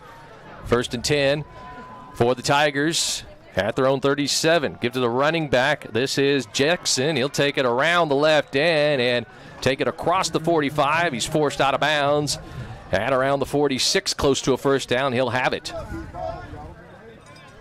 Kind of a sprint to the not the pylon, but the 1st down marker there, and Tomaselli unable to get there in time, and the Tigers with an early 1st down on this possession. Troy Tomaselli, the strong safety for the Bulldogs, just a freshman. And it's a 1st down and 10 for the Tigers at their own 47-yard line. Going left to right. Pistol formation, running back behind Garibay, and that is Jackson. He'll shift to the left of his quarterback. Gets the handoff left side, trying to turn the corner across the 50, and he gets brought down in TLU territory at the 48-yard line. Picked up 4 or 5 on that play. James Gibson once again making that stop, and now he'll check out, getting a much-earned rest as Gibson's been all over the place. A lot of tackles by James in this one so far. 5-yard gain by the running back Jackson, and the Tigers in the plus territory at the Bulldog 48, 2nd down and 5. Garibay at the quarterback position, working shotgun, takes the snap. Play fake, rolling right, throws it in the flat to receiver, caught at the line of scrimmage, and falling forward is Hayden Curry, but the defense right there for the Bulldogs. Tristan Smith makes the tackle after a gain of maybe 2. Smith right there, good coverage underneath in the flats. Again, the Bulldogs done a good job. As much as they've played off the ball, they've done a really good job rallying to the football, getting 3 or 4 hats in the area every time to bring down these ETBU playmakers in space, and now 3rd and short coming. Big money down right here. Smith, local product from Canyon High School. 3rd down and 3 for the Tigers at the TLU 46-yard line. On the right hash, going left to right, 3 wide outs to the far side. Nobody here on the near side. Man in motion in front of the quarterback. That's Wilcox. And a give up the middle to Jackson. He has a hole inside the 40, now in the clear to the 30, down to the 25, and he gets tackled from behind right there at the 25-yard line. A little misdirection there with everybody going different places, and Jackson gets the ball right up the middle. 1st and 10 as the Tigers go tempo. And again, give to Jackson, trying to bounce it outside. He'll score it ahead for maybe a gain of 2 down to the 23-yard line. Micah Jones makes the stop for the Bulldogs. Yeah, Jones just checking in there, making a nice stop. They're feeding Jackson those last couple plays. Now he'll exit. 2nd and 9 upcoming. And now is a really good test to see what this Bulldog defense looks like in the red zone. They've been on the field a lot this half. Now it's time to step up and get a much-needed stop. Tigers have it just outside the Bulldog red zone. 2nd down and 9 at the Bulldog 24-yard line. Garibay shotgun, running back behind him now. We'll switch over to the right side of his quarterback and get the carry. Left side, sheds a tackler, takes it to the 21. They get stacked up at the 20. That's Woodard back in there. He's finally brought down at the 20. Trying to shed some black shirts. He picked up a gain of about 5 on that run. Yeah, Woodard did just that, Chris. He was shoving off multiple Bulldog defenders. But good pursuit and effort to finally bring him down. And now another 3rd down upcoming. Bulldogs looking for that much-needed stop, maybe force a field goal. Down 7-0 here in the 2nd quarter. 9:05 left to go. Fast-moving game here on homecoming. Tigers with it at the Bulldog 20, as you mentioned. Easton, 3rd down and 5. They break the huddle. Garibay shotgun. Woodard to his left. 2 wide outs to the right, 1 to the left. They're on the left hash. Garibay calling signals, gets the snap, back to throw, has a receiver open on the left side, on that far sideline, complete to Devin Phillips. He's got the 1st down. He gets shoved out of bounds at the 14. David Augustine with a little extra hit there while he was still in bounds. Popped off the helmet of Phillips, but nice physical play there. Did pick up the 1st down, and they're nearing that goal-to-go scenario. And you mentioned it, Easton, the defensive backs playing off on these receivers, and Phillips got that ball in space. Plenty of room to get the 1st down. It's the right read. So 1st and 10 for the Tigers, now at the Bulldog 14. Woodard lines up left of his quarterback, gets the call, going straight into the line, and he runs into a couple of black shirts. Faustino Gonzalez tugging on him. Maybe a gain of 1 or 2 for Woodard. Yeah. Tigers have not had much success running up the middle. Tino Gonzalez, Stanton, and Monroe, they've been really good at the point of attack in the middle. It's been really those stretch zones, and like you mentioned, all quarter and a half, really, those quick passes underneath. Just the Tigers taking what the defense gives them. Woodard took it down to the 12, gain of 2, 2nd down and 8. As the Tigers huddle up, and Bo Hill, the center, leads the offense to the football. Garibay, the quarterback, and Woodard to his left, 2 wide outs right, 1 to the left, shotgun formation. Garibay back to throw, throws it near sideline, complete, making the catch and turning upfield along the sideline is Giannis Wilcox. He gets stacked up at the 9-yard line. Black shirts got there real quick. Mason Hardy in the middle of that one, and he's going to be short of the 1st down. Actually, short. That was Zay Thomas, but man, Thomas, he does not go down easy. Oh, Zay Thomas actually, with the reception. Yeah, he's got the speed, but he runs with some effort and fight too. So down to 7:05, 3rd and 5 coming up for the Tigers inside the 10-yard line. They're at the TLU 9. Shotgun with Garibay. Woodard to his left. 2 wide outs left, kind of lined up tight. Back to throw is Garibay, rolling left in the flat, has a receiver, caught at the 5. Short. Tackled right there is Hayden Curry, and he's going to be about a yard short, as you mentioned, Easton. Yeah, they tried, again, I think the Tigers just really want to take advantage of those underneath throws with how much the Bulldogs are playing off, but again, a good rally to the football. It's 4th and short. It looks like head coach Calvin Ruzicka is going to take the points here on 4th and about 2. He's going to trot out the field goal unit. Pedro Cavazos will line one up here from the left hash.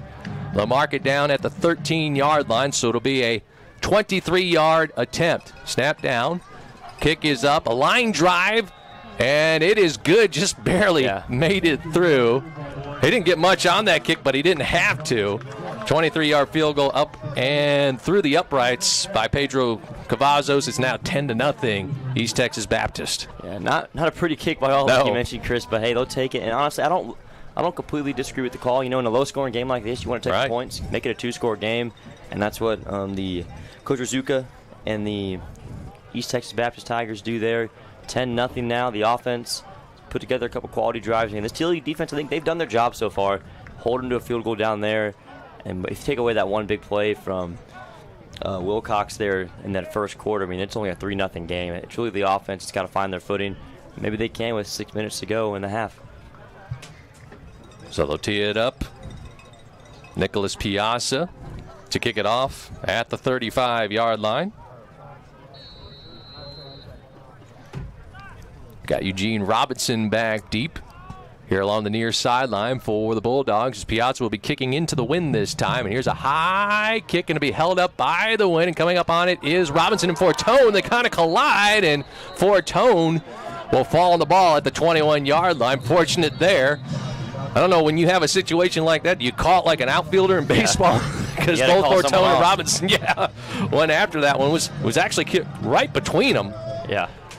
But fortunately, Jacob falls on the ball, and the Bulldogs will get possession here. They'll start this drive at their own 22. That's a kick into the wind. Got caught up in that wind, too. Yeah, and that scenario, someone's just got to be calling mine. Someone else get out of the way, but luckily the Bulldogs maintain possession, but not great starting field position inside that 25. So first and 10 for the Bulldogs. Basenko gets the snap. Willis straight up the gut into that line. He gets stacked up. Joey Verrett again there defensively from his linebacker position, making the stop. Maybe a gain of 1 or 2 for DeCorey on that run. It's been tough sledding for Willis. I think when Guzman and Fortune, I think they've gotten the better blocks when they've gotten their carries. When Willis has touched it, the Tigers are just keyed in on him. He's really gone nowhere so far this afternoon. Jacob Fortune, 6 carries, 22 yards. DeCorey, 5 carries and just 2 yards. Yeah, you mentioned it, Easton. It's tough sledding there for the running backs for the Bulldogs. Second down and 9 at their own 23-yard line. Basenko going to throw this time, rolling towards his left, looking downfield. Now he's going to run it as he takes it towards the near sideline. Outside the numbers, he goes out of bounds at the 30-yard line. It's going to bring up a 3rd and short, about a couple yards short of that first down. You know we like when Basenko uses his legs. I really think Leu could throw in some read options as well. Basenko can run the football, and I like when he chooses to use them sparingly there. So now 3rd and short coming up as Basenko makes something out of nothing. Sophomore making his 3rd career start from San Antonio East Central. Sets up a 3rd and 2 for the Bulldogs at their own 30-yard line. Going right to left. Tight formation this time with Basenko. Pistol formation, running back behind him. He'll take the snap, rolling right. This might be a design run, trying to find a hole. He gets a hole across the 35, the 40, and he's dropped at the 43-yard line, running all the way. Kaden Basenko around the right end. I think Coach Leu heard me. He told him the design runs have been there for Basenko. He takes it around that right edge, and a nice 3rd down conversion. They love that play call. Now an injured Tiger. Yeah, injured player for ETBU down at the TLU 46-yard line there on the far sideline. But, yeah, you just mentioned it, Easton. I guess, were you in the headset of Coach Leu right there? I guess I was. Calling the run, and Kaden Basenko again showing off the legs.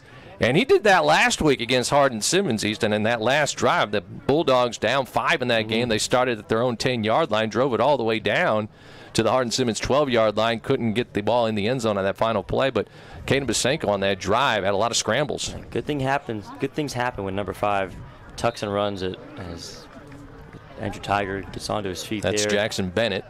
Or not, no, I'm sorry, that's not Jackson Bennett. That's actually Neiman Sullen, the injured Tiger. And he gets to his feet and will head to the snow. Actually, he's going to stay in the game. Coming over here towards the near sideline.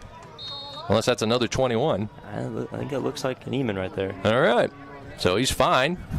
Bulldogs have it 1st and 10 at their own 43-yard line. Basenko split backs with him now in the shotgun. 2 wideouts left, 1 to the right, operating right hash to Fortone. No, play fake to Fortone. Now Basenko going to run up the middle, left side, falls forward across the 45. He's down at the 46. Got about 3 on that gain. Another zone read. Caden keeping the ball on the play fake and got about 3 or 4 yards. That was just really good penetration from that Tiger front. There was all kinds of yellow jerseys in the backfield there. Basenko kind of made something out of nothing, managed to get 4 on that one. Again, using his legs. Chase Potek's going to check into the ball game. Cole Andrus as well for the Bulldogs here on the 2nd and 7. In between the hashes, Basenko in the shotgun. They've got it at their own 46-yard line. Back to throw is Caden. Looking left. He'll throw it down the near sideline. Looking for Wallace. He makes the catch. Is he inbounds? No, they're going to say he's out of bounds. Jacob came down with the pass at the 35-yard line, but did not get a foot in, so it's incomplete. Haven't targeted Wallace in a while, but right there down the one-on-one, usually 80-20 ball, I call it, with Wallace down the sideline. He's so tall. Made the catch, but yeah, just ran out of real estate. 6'5", 215-pound junior from Marion High School, a former classmate of yours there. Bulldogs square, both of you guys. 3rd down and 7 now for TLU at their own 46. Basenko takes a snap, rolling right, looking downfield, still looking, heading toward that near or far sideline, throws the ball downfield, and it falls at the feet of his intended target. Incomplete. Might have been Jacob Fortuna. Actually, that was Potek, the intended target, down at the ETBU 40-yard line. Ball's incomplete. Another 4th down, and the punting team back out onto the field for the Bulldogs. Yeah. And that's unfortunate. I mean, the Bulldogs, they've just haven't been able to get anything going offensively. The ground game, they've been staying consistent with it, but it's produced mixed results. And then the pass game, Basenko really hasn't had much time to throw it so far today either.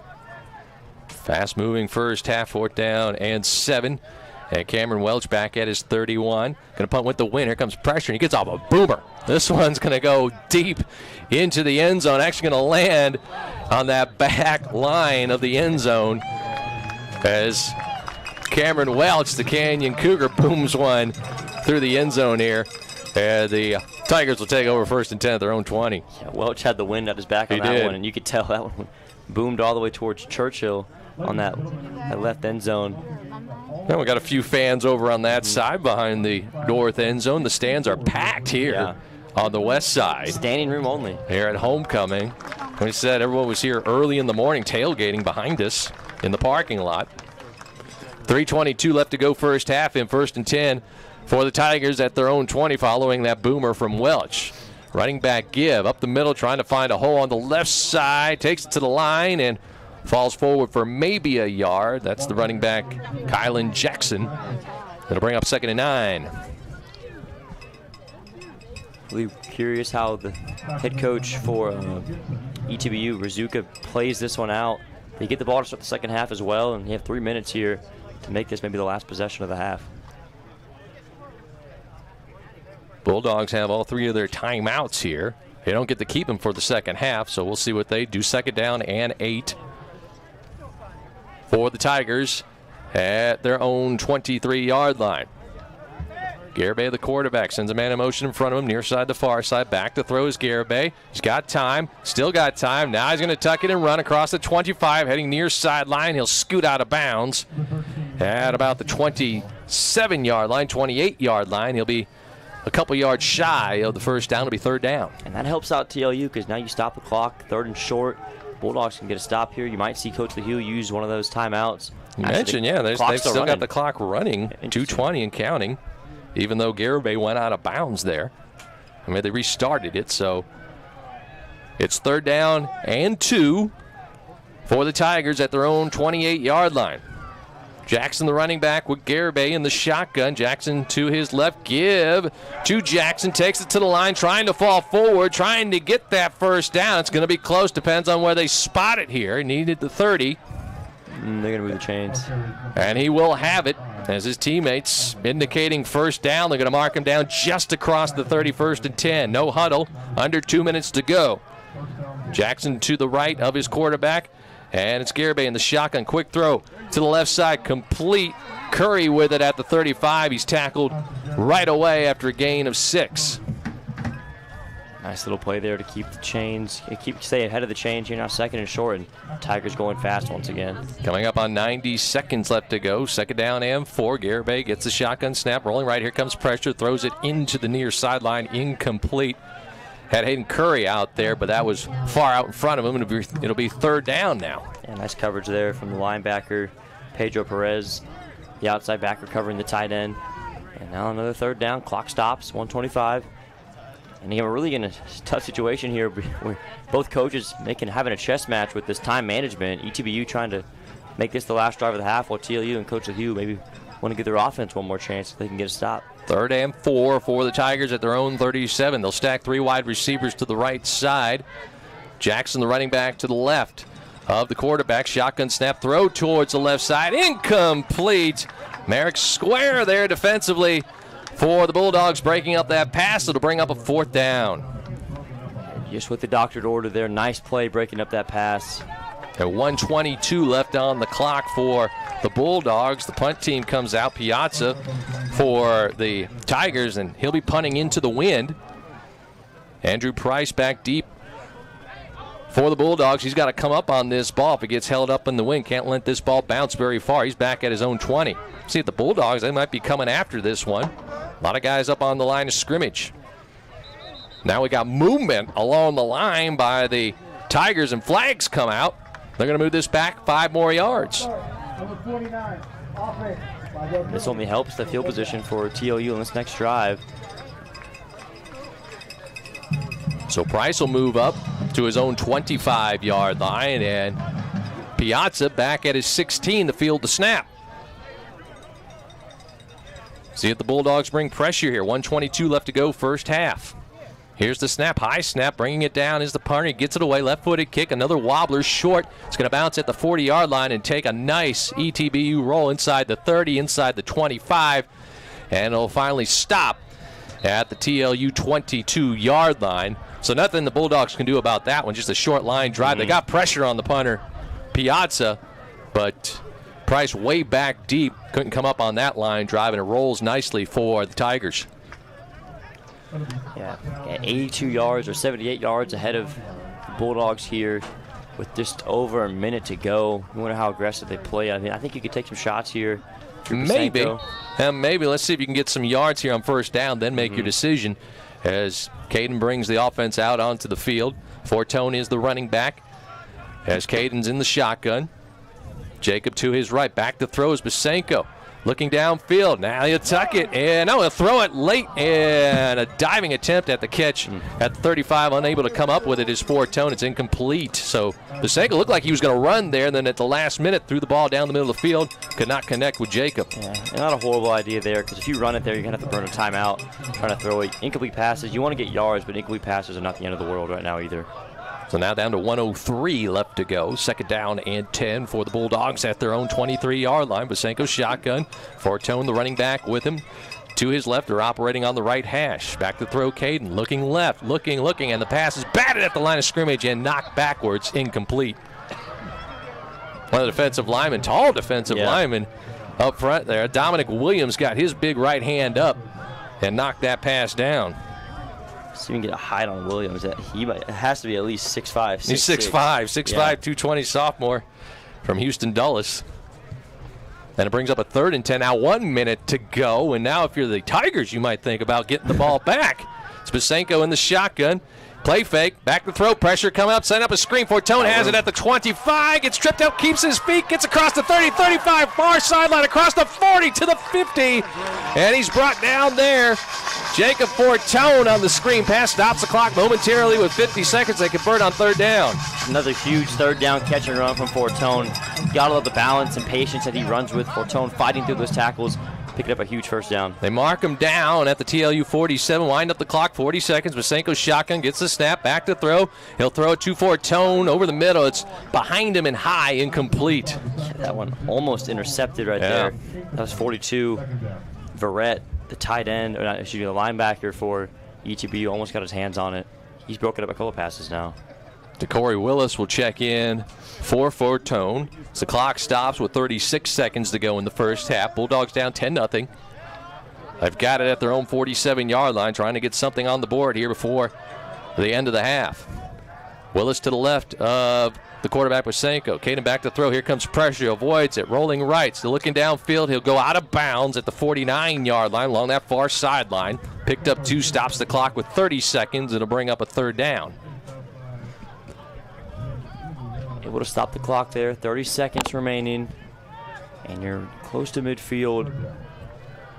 Really interesting call upcoming because you don't want to leave ETBU time, but also you're close to scoring position as well. Bulldogs with it at their own 49. Everybody looking towards the sideline for a play. TLU has 3 timeouts if they want to use one of them as they get the play with 10 seconds. And now Bosanko lines up in the shotgun. Willis to his right, back to throw his K, and here comes pressure, and now he's scrambling back at the 35, gets away from a defender. Now we'll tuck it and run across the 50, spins at the 45, falls down at the 43-yard line. 20 seconds, 19 seconds, and the Bulldogs will call a timeout. Did Caden get the first down there? I don't think they're going to give him the first down. He might have been a yard short. It's going to bring up 4th down. He was definitely close to, but love the scramble. Way to get out of the pocket, too, avoiding Carr. Carr, who's been having a good first half, got there. And, Bosanko again using those legs, got away from him, scrambled all the way back to his own 30-yard line, getting away from Carr, and was able to go upfield about 20 yards and got it all the way down to the ETBU 44-yard line, but a yard short of the first down. 19 seconds to go. Timeout by TLU. They've got 2 left and a 4th and 1 upcoming. So what kind of strategy do you think of here? You don't want to turn the ball over on downs here at midfield, although the Bulldogs do have the win. So if they do, ETBU would be throwing the ball into the win. And if you think about a field goal, it would be tough for them to kick into the win as well. And I think a win plays a factor in the Bulldogs' decision to send that offense back on the field as they're doing right now. 4th and 1. And kind of a jumbo set here with just Jacob Wallace, the only wide receiver, split out wide to the left. Yeah, Bosanko, the quarterback, Guzman, Willis, the running backs. Guzman will shift to the right, and Bosanko takes the snap and will go forward and will take it across the line of scrimmage, gets stacked up at the 46-yard line, but he has the first down. Stops the clock momentarily, 12 seconds, and a timeout called again by TLU. That is their second timeout. They've got 1 left, but Bosanko picks up the first down there. Weston Guzman went in motion there on the right side, was the lead blocker, and Caden followed him along with the blockers on the left side and able to convert that 4th down as you listen to TLU football on KWED Seguin.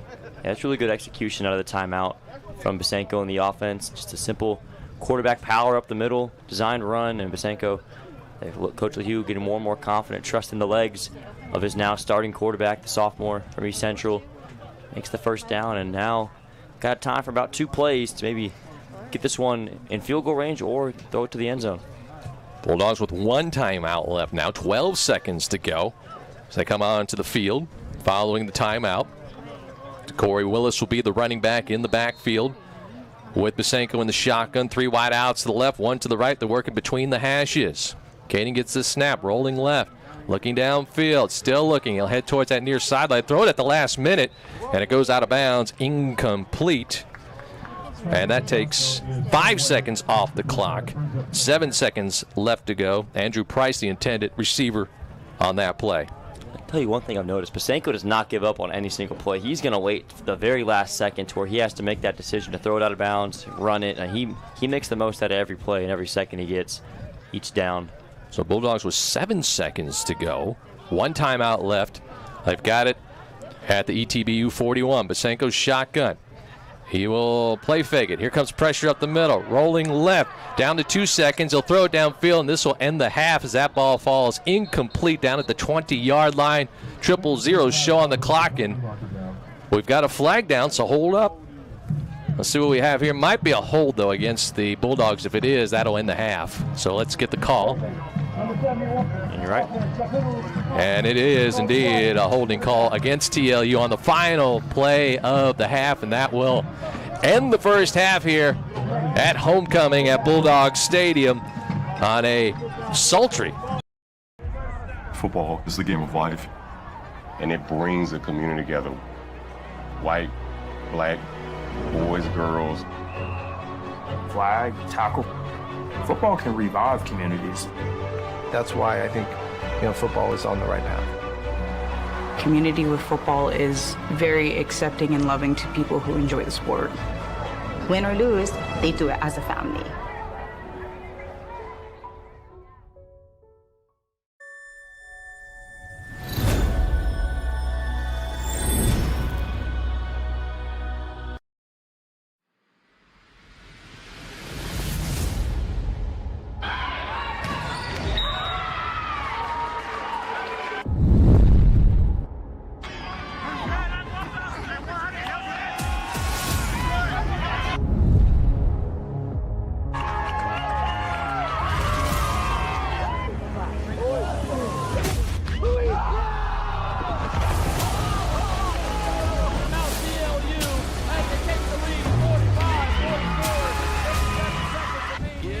Play fake. Now Cosby throwing in the end zone. Caught. Touchdown, Bulldog. Or anything else.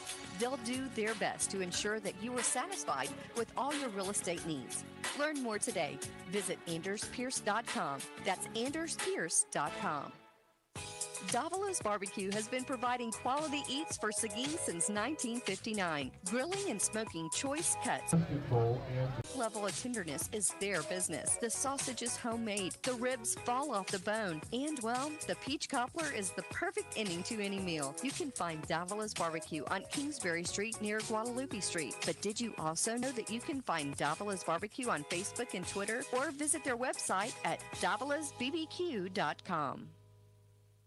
One of the scariest two-syllable words to strike fear into a homeowner's heart is termites. You know, those relentless little buzzsaws that can ruin your home's value before you can even say termite schmermite. There are pretty much only two ways to rid yourself of these dine and dash pests. You could move to Antarctica. Or you can stop the scary music and call Angel Pest Control, your local pest control company protecting homes and businesses for over 30 years. Remember, Angel Pest Control. We'll get those little devils. Find us online at angelpest.com. The Kaler Company is a proud sponsor of Texas Lutheran University and the TLU Bulldogs. The Kaler Company provides quality general construction services and fine architectural millwork in Seguin and beyond. The Kaler Company is a name that you can trust. Hi, I'm Steve Kaler. We've been taking care of our customers and their projects since 1954. The Kaler Company wishes the Bulldogs great success on this season. Call the Kaler Company at 830-303-6256.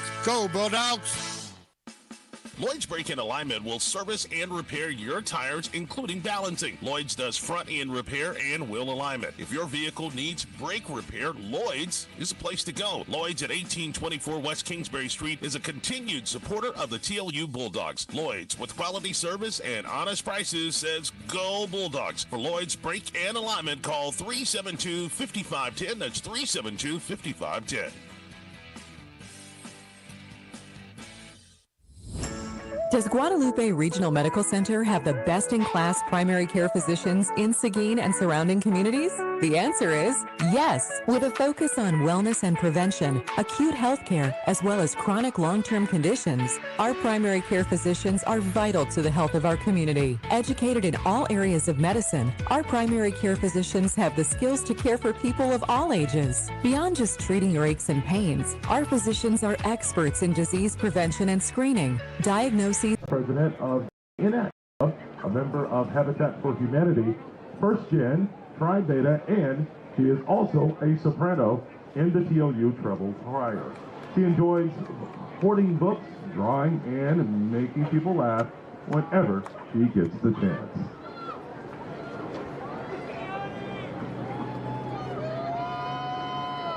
Our next coronation candidate is Sari Fleming. Fleming is a junior, majoring in visual arts, minoring in computer science, as well as minoring in business. She is involved in TLU's INAC Club as an officer and has worked for the school since freshman year through the school's Bloomberg Memorial Library and AP Cafe. Our next coronation candidate is Faustino Gonzalez. He is a first-generation senior from Lockhart, Texas, majoring in kinesiology with a minor in business. He plays football as a defensive lineman while being part of Athletes in Action. He's also part of the Mexican American Association. Yes.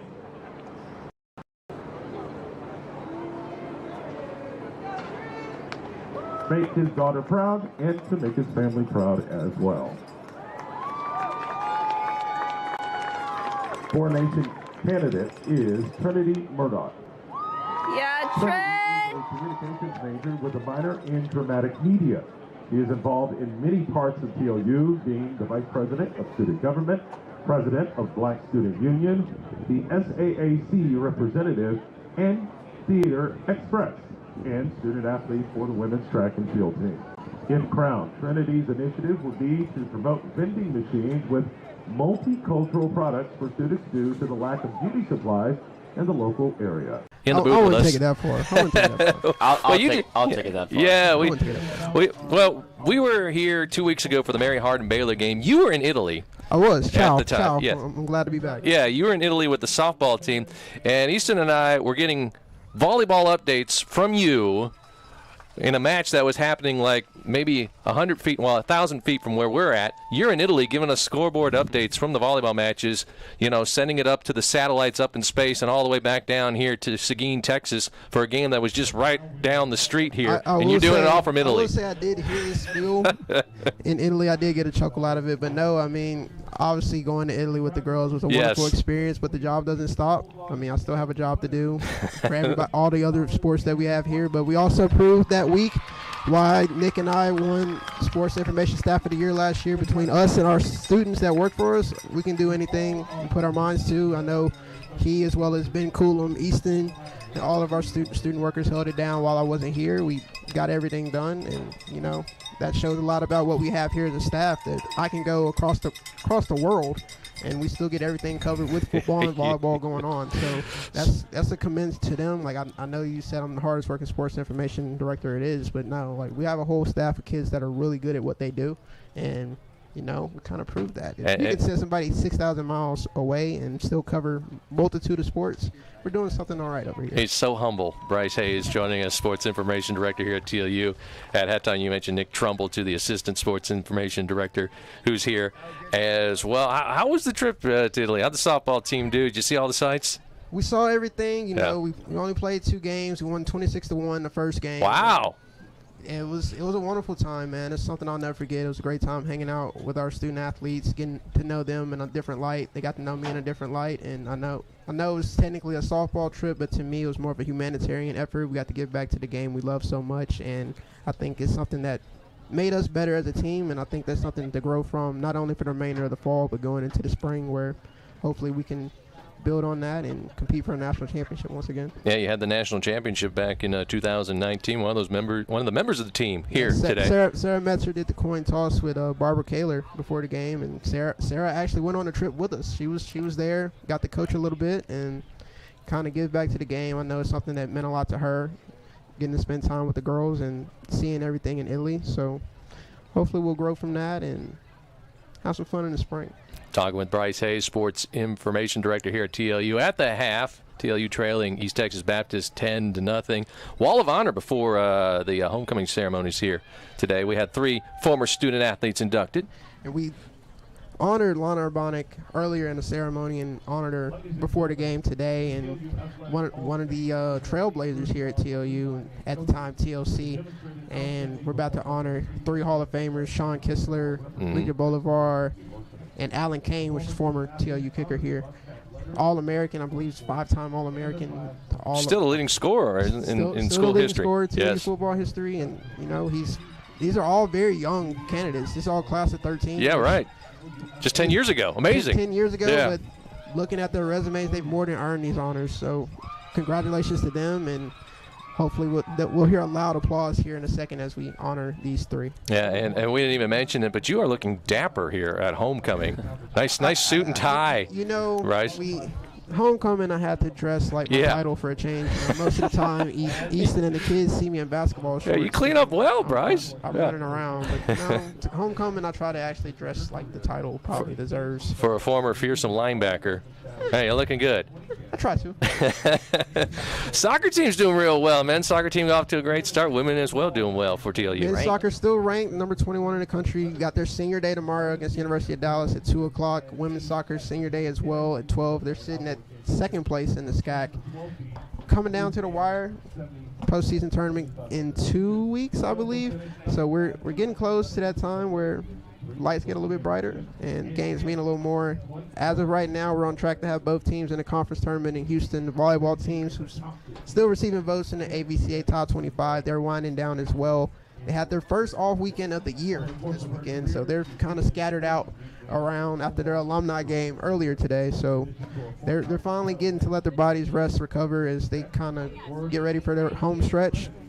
Hopefully preparing for the conference tournament in Georgetown and hopefully bring back another conference championship after their miracle run last year. Yeah, that'd be great. And, of course, fall sports, in full swing. Some of them starting to wrap up. We've got the winter sports coming up. I know you were involved with Bulldog Bash. We kind of joked with Easton here before the broadcast. We were off the air. Got knocked out in the first round in that three-point contest. He got knocked out. All-conference honoree. Congratulations, Leah. Our next honoree is Alan Kane. Alan Kane, a 4-year starter at place kicker for TLU, received 7 different All-America Playing Awards in his career with the Bulldogs. Kane was named a D3 Football.com first-team All-American his junior and senior seasons, while also earning All-America honors from the Associated Press and Beyond Sports College Network as a senior. In 2011, Kane earned All-America honors from the American Football Coaches Association, the Associated Press, D3Football.com, and Beyond Sports College Network. The 2013 TLU Cole-Mel Student Athlete of the Year, Kane is the all-time leader in field goals made for TLU and ended his career as the leader for the American Southwest Conference, now ranking 2nd all-time. Kane kicked 17 field goals in 2012, and that brought his career field goal total to 43. Kane made 34 field goals in his junior and senior seasons alone. Kane still holds the American Southwest Conference and TLU records for the most points scored by the kicking game. That's 19 total. Most field goals in a game, 5, done twice, and the highest field goal per game with at least 4 attempts, and that is also a record. Kane was also a 2-time first-team academic All-American, holding the honor as the first TLU student athlete to be named a first-team academic All-American twice. Kane concluded his career by kicking in the D3 Senior Classic in Salem, Virginia, kicking an extra point and a 46-yard field goal in the South 37-21 win over the North. Kane was also a 2-time finalist for the Fred Mitchell Award, awarded to the Football Championship Subdivision, Division II, Division III, NAIA, and NJCAA place kicker that best excels on the football field and in the community. And was also named the 2012 ASC Special Teams Player of the Year and was named to the 2012 ASC Outstanding Sportsman Team of the Year. Congratulations, Alan Kane.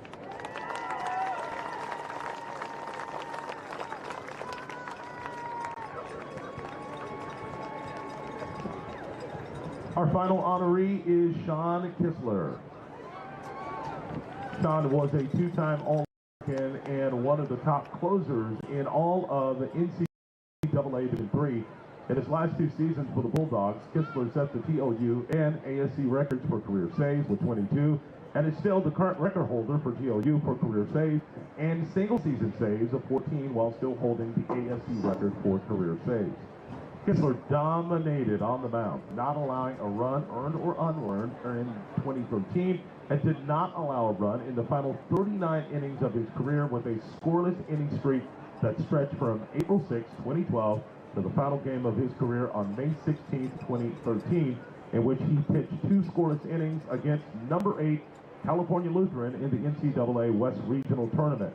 Kistler 29 1/3 innings in 2013 with an ERA of 0.00, recording 14 saves with 33 strikeouts and only 14 hits allowed in an ASC leading 21 appearances. Kistler was an integral part of a 2013 pitching staff that led the ASC in ERA at 3.05 and in strikeouts with 317, and in 2013 team squad that made that run to the 2013 NCAA Division III West Regional Tournament. His 2013 performance saw him finish in the top 3 in the 2012-2013 American Southwest Conference Male Athlete of the Year voting that season. Kistler was named the ABCA All-West Region First Team. He was also named to the ABCA All-American Third Team and the D3Baseball.com All-West Region Second Team, while also earning All-America honors for his 2012 and 2013 seasons, respectively. Kistler was also a 3-time All-ASC Academic All-Conference selection. Congratulations, Sean Kistler.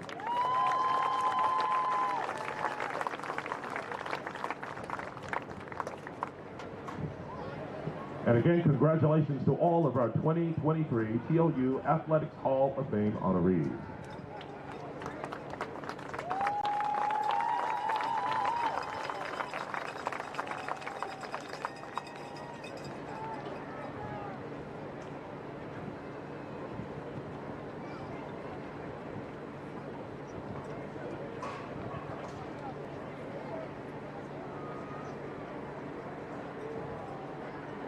Pierce Realty knows this area about as well as anyone.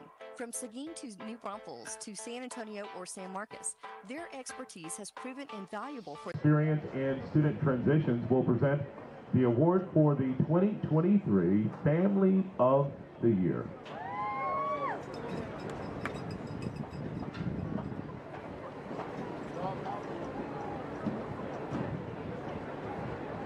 First, we would like to welcome all the Bulldog families that are in attendance today for tonight's tailgate and football game. We also are so happy to have all of you here at TLU. Our 2023 Family of the Year is the family of TLU senior Samuel Flores. Here this evening with Samuel is his mom, Michelle, his dad, Rick, his brother Antonio, and his best friend Sela. Samuel credits his success at TLU as a student here to his family's encouragement and continued mentorship. His family's commitment to service has motivated his involvement with Habitat for Humanity, TLU's Volunteer Income Tax Assistance Clinic, and co-founding Big Dog Endowment. Samuel shared, "My family's goal has been to carry on the TLU tradition of serving the community and living to inspire." Samuel and the Flores family will receive recognition on the front cover of next school year's TLU Parent and Family Calendar, a $100 gift certificate from TLU's bookstore, and a commemorative plaque in the Alumni Student Center. Congratulations again to the Flores family, and thanks to all of our families who have made this an amazing year. Go Bulldogs!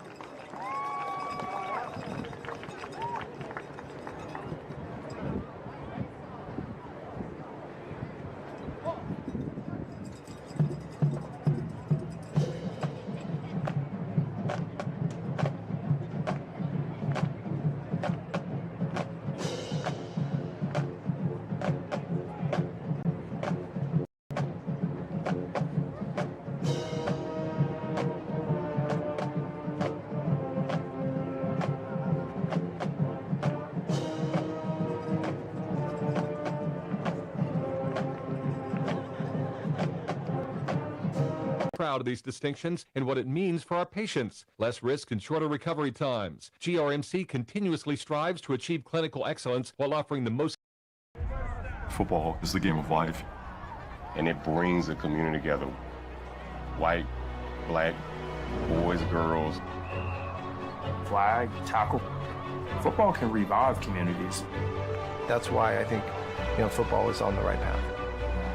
Community with football is very accepting and loving to people who enjoy the sport. Win or lose, they do it as a family.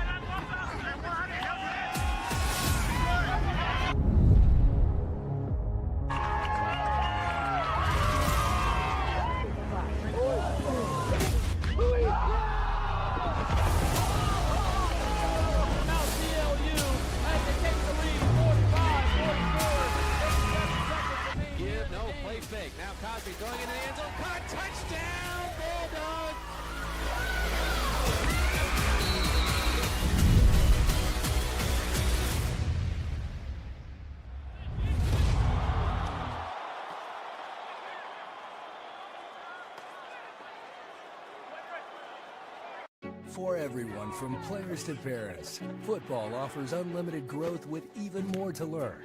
Visit futureforfootball.com to get ahead of the game. Find out where to play, what equipment to use, and get the latest from leagues around the country. including pro tips and parental info from the experts. These resources make it easier than ever to create your plan and make your play.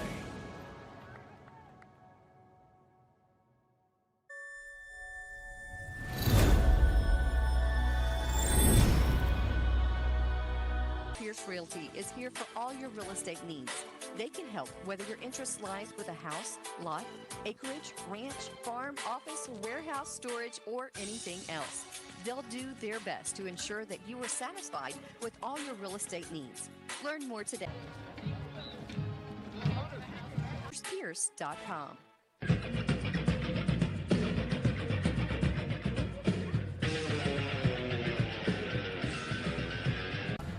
Next game for the TLU Bulldogs next Saturday in Brownwood. The Bulldogs will be taking on the Howard Payne Yellow Jackets. Kickoff at 1 p.m. next Saturday. You'll be able to follow along at TLUBulldogs.com. Chris Austin along with Easton Allen. Halftime here, homecoming Bulldog Stadium this afternoon. East Texas Baptist leading this one by a score of 10-0. And Easton, you have a look at some of the numbers from the first half. Yeah, a lot of the numbers pretty similar from both offenses. The difference is Tigers got more points on the board. 10-0 our score at the half. 9 first downs for the Tigers to TLU's 8. On the ground, 71 for ETBU, 77 for TLU. Passing yards, Tigers have had some success with the passing game, passing for 134. Bulldogs only 64 yards through the air. No turnovers from either side. It's been a clean game. 2 punts for TLU, just 1 for ETBU. Actually 4 for TLU, 3 for ETBU.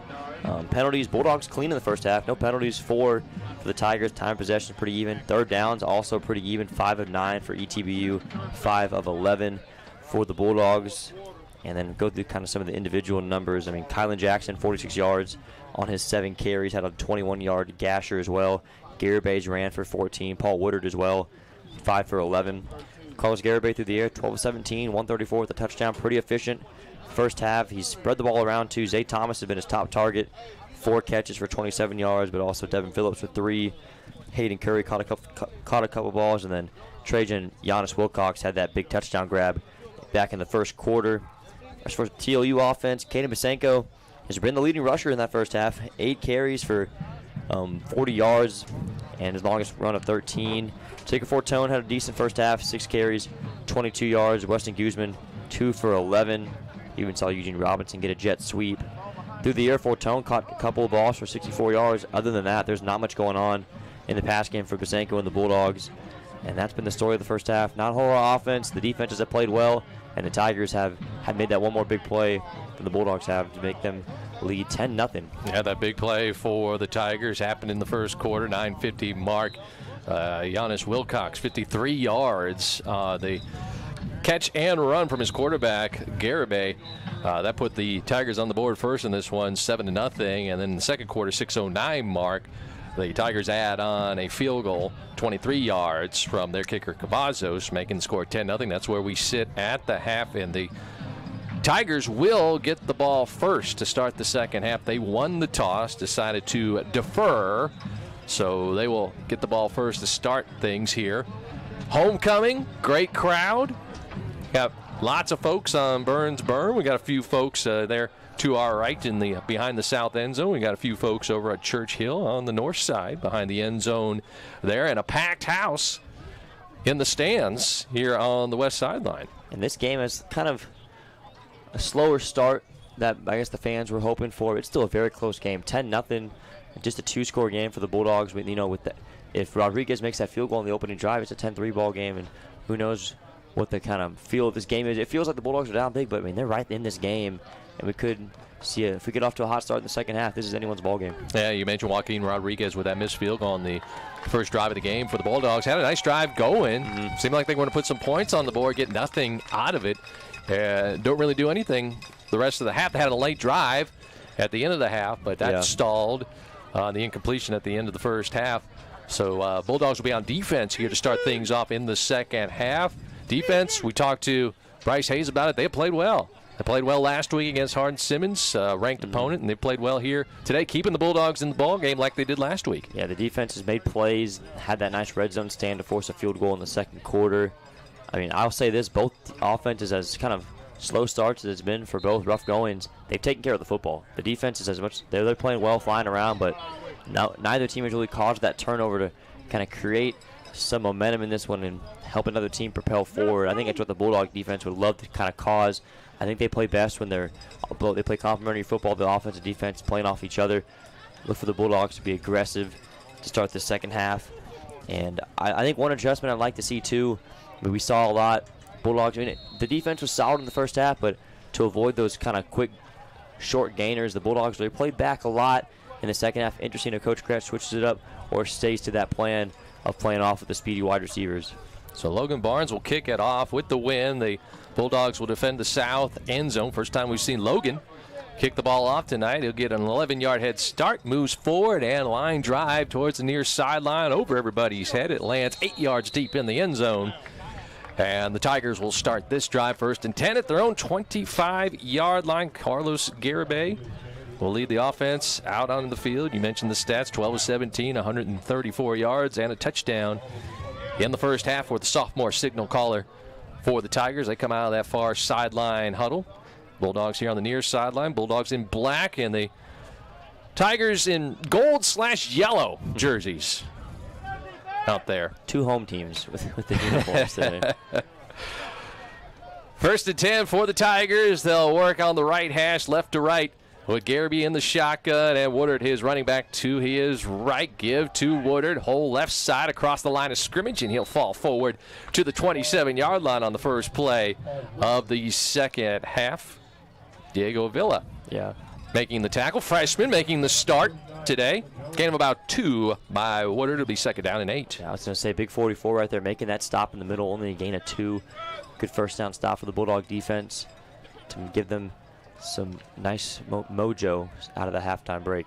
Villa comes from a program-rich school out of Allen High School up there in the Metroplex. 2nd down and 8. Shotgun snap back to Garibay, looking left, completes it to his running back, sheds a tackler at the 30, and the flat goes out of bounds along that far sideline near the sticks. Or did he go down? He might have gone out at around the 31. That's where they're going to mark him. So Woodard stepped out of bounds about 4 yards short of the first down. It'll be 3rd down.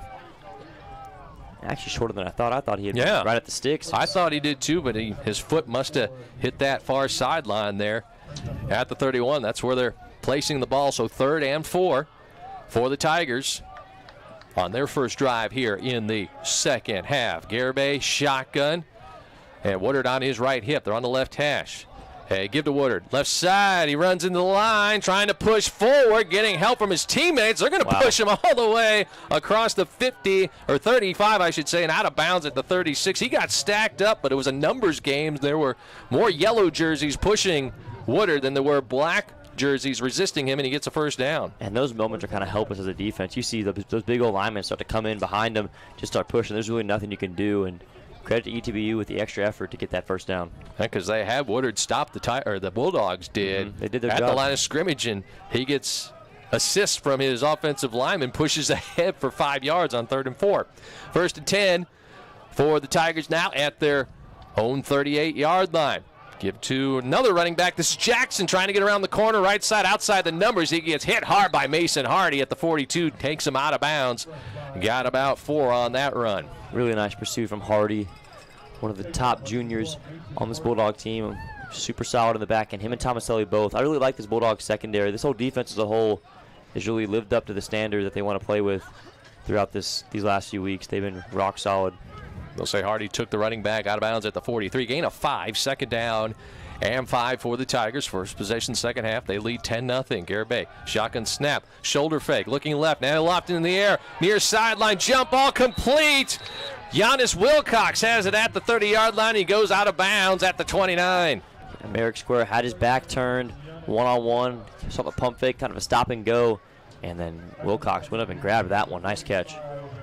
Giannis Wilcox, Cameron Yo graduate, another storied high school program. Here's a give now left side. Running back Jackson takes it down to the 30-yard line. Picked up about 4 or 5 as they'll mark him down at the TLU 29.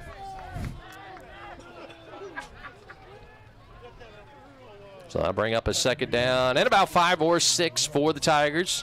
Again, they lead 10-0. First drive, second half. They've run over 3 minutes off the clock here to start this half, down to 11:45 as the clock ticks here in the 3rd quarter. Tigers break the huddle.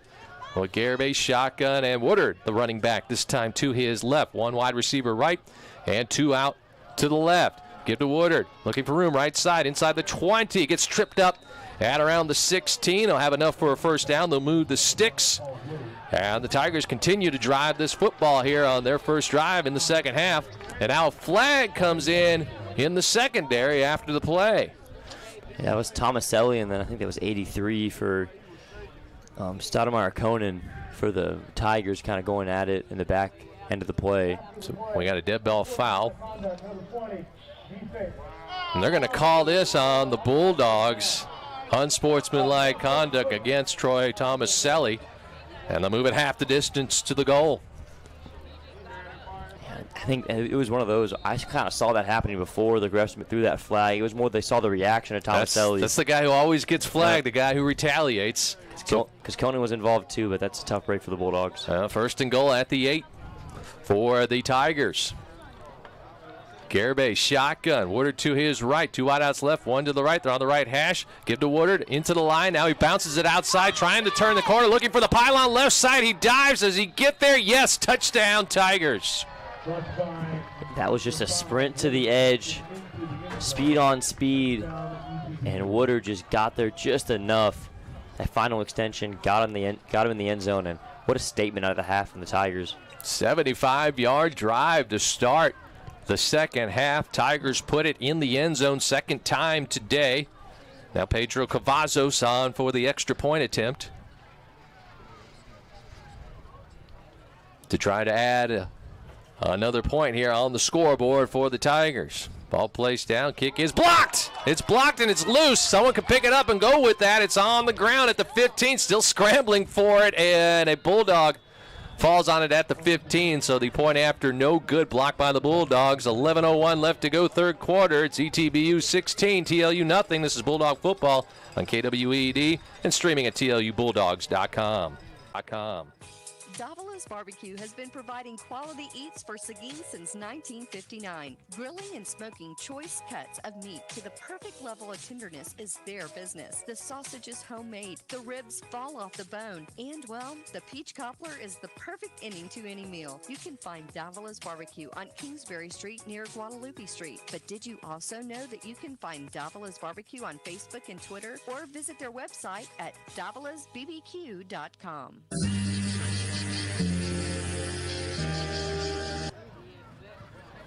Eight-play, 75-yard drive takes nearly 4 minutes off the clock at the 11:01 mark here in the third quarter. Extra point blocked after the touchdown run by Woodard. It's ETBU 16 and TLU nothing. Honestly, that was a subtly good play made. I couldn't tell who made that block, but that keeps it a two-score game right now. I mean, that extra point's actually a huge missing point that the Tigers now don't have. So a key play on special teams to keep the Bulldogs still within striking distance. Here's the kickoff. Eugene Robinson from the 9 towards the center of the field, across the 15 to the 20. Outside the numbers along the near sideline. He goes out of bounds at the 26-yard line. So the Bulldog offense will need to counter here. And yeah, good point there. Easton on the block on the extra point. Keeps it a two-score game. Now, of course, we still need points to kind of make it critical. But, I mean, if we are able to get back in this one, that missed extra point is going to come back to maybe bite the Tigers. So nice play made on special teams, and now it's time for the offense. Had a whole half to make the necessary adjustments. Let's see what Coach Leu and the offense dial up on this first possession. Bosenko with split backs in the shotgun. He's got Fortone and Willis with him. One of them might go in motion. We'll see. They've done that before, and yes, it'll be Jacob in motion out of the backfield to the far side. Give to Corey. His stutter step into the line. He'll take it across the 25 and push the pile forward to the 30-yard line. Got about 3 on that first down carry. It'll be second down. I'll tell you what, the Tigers are really keyed in on Willis on those interior handoffs. They know the Bulldogs like to run it, just kind of power run up the middle when 34 is back there. And they've been ready for the challenge now. Second down upcoming. And DeCory's carried the ball 6 times today, but only 4 yards. So good job by that East Texas Baptist defense. Second down and 7 for TLU at their own 30. Bosenko gives to Willis again. He gets pushed back to the 20-yard line on a sweep as the defense right there, a lot of yellow jerseys as DeCory tries to get back to the line of scrimmage, but he took that handoff from Caden and the defense was right there. So loss back to the 25-yard line is going to bring up a 3rd down and 12 for the Bulldogs. Lost 5. Cole Andrews now check in. Protection going to be a key emphasis on this play. Give Basenko time to find Wallace or Camarillo down the field. Tigers rushing 4. Here's a play fake and pressure coming up the middle. He gets a wide receiver screen 2-4 Tone, but he's tackled behind the line of scrimmage at the 23-yard line. Jacamian Carr again putting pressure on Basenko, and he gets the ball to his running back, but he's swallowed up right away for a loss. Yeah, pressure got there quick, but once again, that screen pass is part of the reason why, but still Carr, those long arms just threw him up there, and that made it tough for Basenko to even get that pass off. Completed to Fortune, but yeah, just nothing there on that play, and a 3 and out for the Bulldog offense. Here comes Cameron Welch, the punter. Again, Canyon High School graduate, back at his 5, gets the punt away with the win. This one won't turn over. The return man is Taylor at the 30-yard line, and the return team right there, the coverage team right there to stop Zay Thomas, I should say. He gets tackled right away, but the East Texas Baptist Tigers get a stop on defense. They'll take over on offense now, 1st and 10 at their own 26-yard line. Yeah, the Bulldogs special teams making some plays. Got a block punt and a block field goal, extra point, and now good coverage down the field to stop Zay Thomas, who's been a problem so far. So nice couple plays from the Bulldogs special teams. Kendrick Marshall, head coach, or special teams coordinator, got to be happy with that. So the TLU defense trots onto the field. So does the East Texas Baptist offense. 3 phases of the game. Defense playing well, special teams. Got to get that offense going to the Bulldogs. Missing piece. Garibay, the quarterback, shotgun, running back to his left, 3 wide outs, right back to throw, has time. He'll throw it near sideline, and it's caught just across the 50 by Giannis Wilcox. He's brought down at the TLU 49. Found a little seam in that secondary. Cover 2 there. Tomaselli and Hardy have to have big ranges there as Brown kind of covering, or Square covering underneath, and that's just a perfectly thrown ball in between that zone coverage. No huddle offense, working on the right hash, shotgun with Garibay now. He'll turn toward that far sideline. He'll send his running back, Jackson, to his left. 2 wide outs to the right, 1 to the left. Gets the snap. Give to Jackson, left side, finds a little hole, takes it down to the 45 as a penalty marker comes in behind the play, likely holding against ETBU. And that'll kind of stop the momentum they got building on this drive, too. So much needed for TLU. Yep. Holding on the tackle, Gary Smith pushes it back 10 yards to the Tiger 41-yard line, 1st and 20. And you mentioned it, Easton, kind of breaks that momentum momentarily. Let's see if the TLU defense could take advantage. They've been playing well here this afternoon, or the last drive, very impressive by the Tigers, taking the second half kickoff, going down the field 75 yards. ETBU leads it 16-0. 1st and 20 from their own 41. Garibay in the gun. Back to throw, looking downfield, and the pass off the hands of his intended target there on the left side. Devin Phillips couldn't come down with it, incomplete. Yeah, Phillips might have hurt the feet from the closing defenders there, Jamario Thomas and David Augustine on that one. But like we mentioned, I think penalties are real killers in momentums of drives. You're moving the ball down the field, you're feeling confident that one simple penalty brings you back 5-10 yards, and that kind of stops all the momentum you got going. And one thing I'll note, that's only the 5th penalty now for ETBU. No penalties so far for TLU besides the Troy Tomaselli extracurriculars. The Bulldogs have been clean. Yeah, we got to find some wood to knock on here. 2nd down and 20. Garibay back to throw, throwing left side, low throw. Going down to grab it is the receiver, Jameer Dewberry-Zarif at the 45-yard line. Minimal gain, got about 3. It's going to be 3rd and long. So that's his first catch of the afternoon. 3rd down and 15 they're showing on the scoreboard for the Tigers. They've got it at their own 45-yard line. On the left hash, going north to south, left to right in front of us, into the wind. They break the huddle with 15 on the play clock. 7:15 and counting on the game clock here in the 3rd quarter. Garibay shotgun, running back to his left, 3 wide outs to the right, looking in that direction as he drops back to pass, and he has a receiver in and out of the hands, and a nice stick there by Jamario Thomas to separate the receiver from the football. Incomplete. Thomas, a huge hit. That was on Zay Thomas. The receiver streaking down the middle, and that's the kind of physicality I know Bo Gretsch wants his defense playing with. And Thomas, he's been great all year in pass defense with the picks, and now makes a physical play there, breaking up that third down play. And Bulldog defense once again makes a stand. Yeah, they force a punt. Great job, Jamario Thomas, separating the receiver Zay Thomas, as you mentioned, Easton, from the football. And now the punter, Christian Piazza, out with the punting unit for the Tigers. Back at his 30-yard line. Andrew Price back deep for the Bulldogs. Punting into the wind, left-footed kick, end under, end's going to be short, bouncing at the 28. Gets a TLU bounce back the other direction. It goes out of bounds on that far sideline at the Bulldog 32-yard line. So the offense trying to get something started here.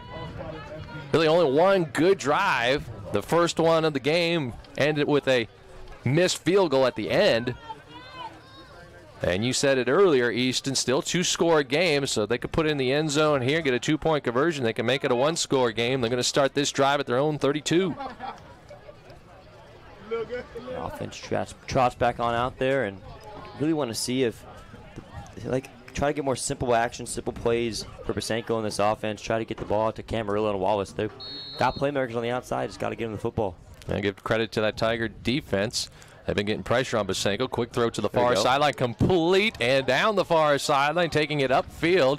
It looked like that was Chase Potek. He'll take it up to the 40-yard line, a gain of 8 on first down. Yeah, good initial play call there. Like you said, quick throws. Get it out there as Potek has speed and gets an easy 8 yards. Second down and 2 for the Bulldogs at their own 40. Operating on the right hash, Basenko in the gun. Man in motion in front of the quarterback, and it's jet sweep. Potek coming near side across the 40, sheds a tackler at the 43 and falls forward down to the 45-yard line as he bounced off a defender and picked up the first down. Yeah, Kenneth Bradley came in like a missile from that secondary, but nice job by Potek. Usually those can sometimes cause fumbles.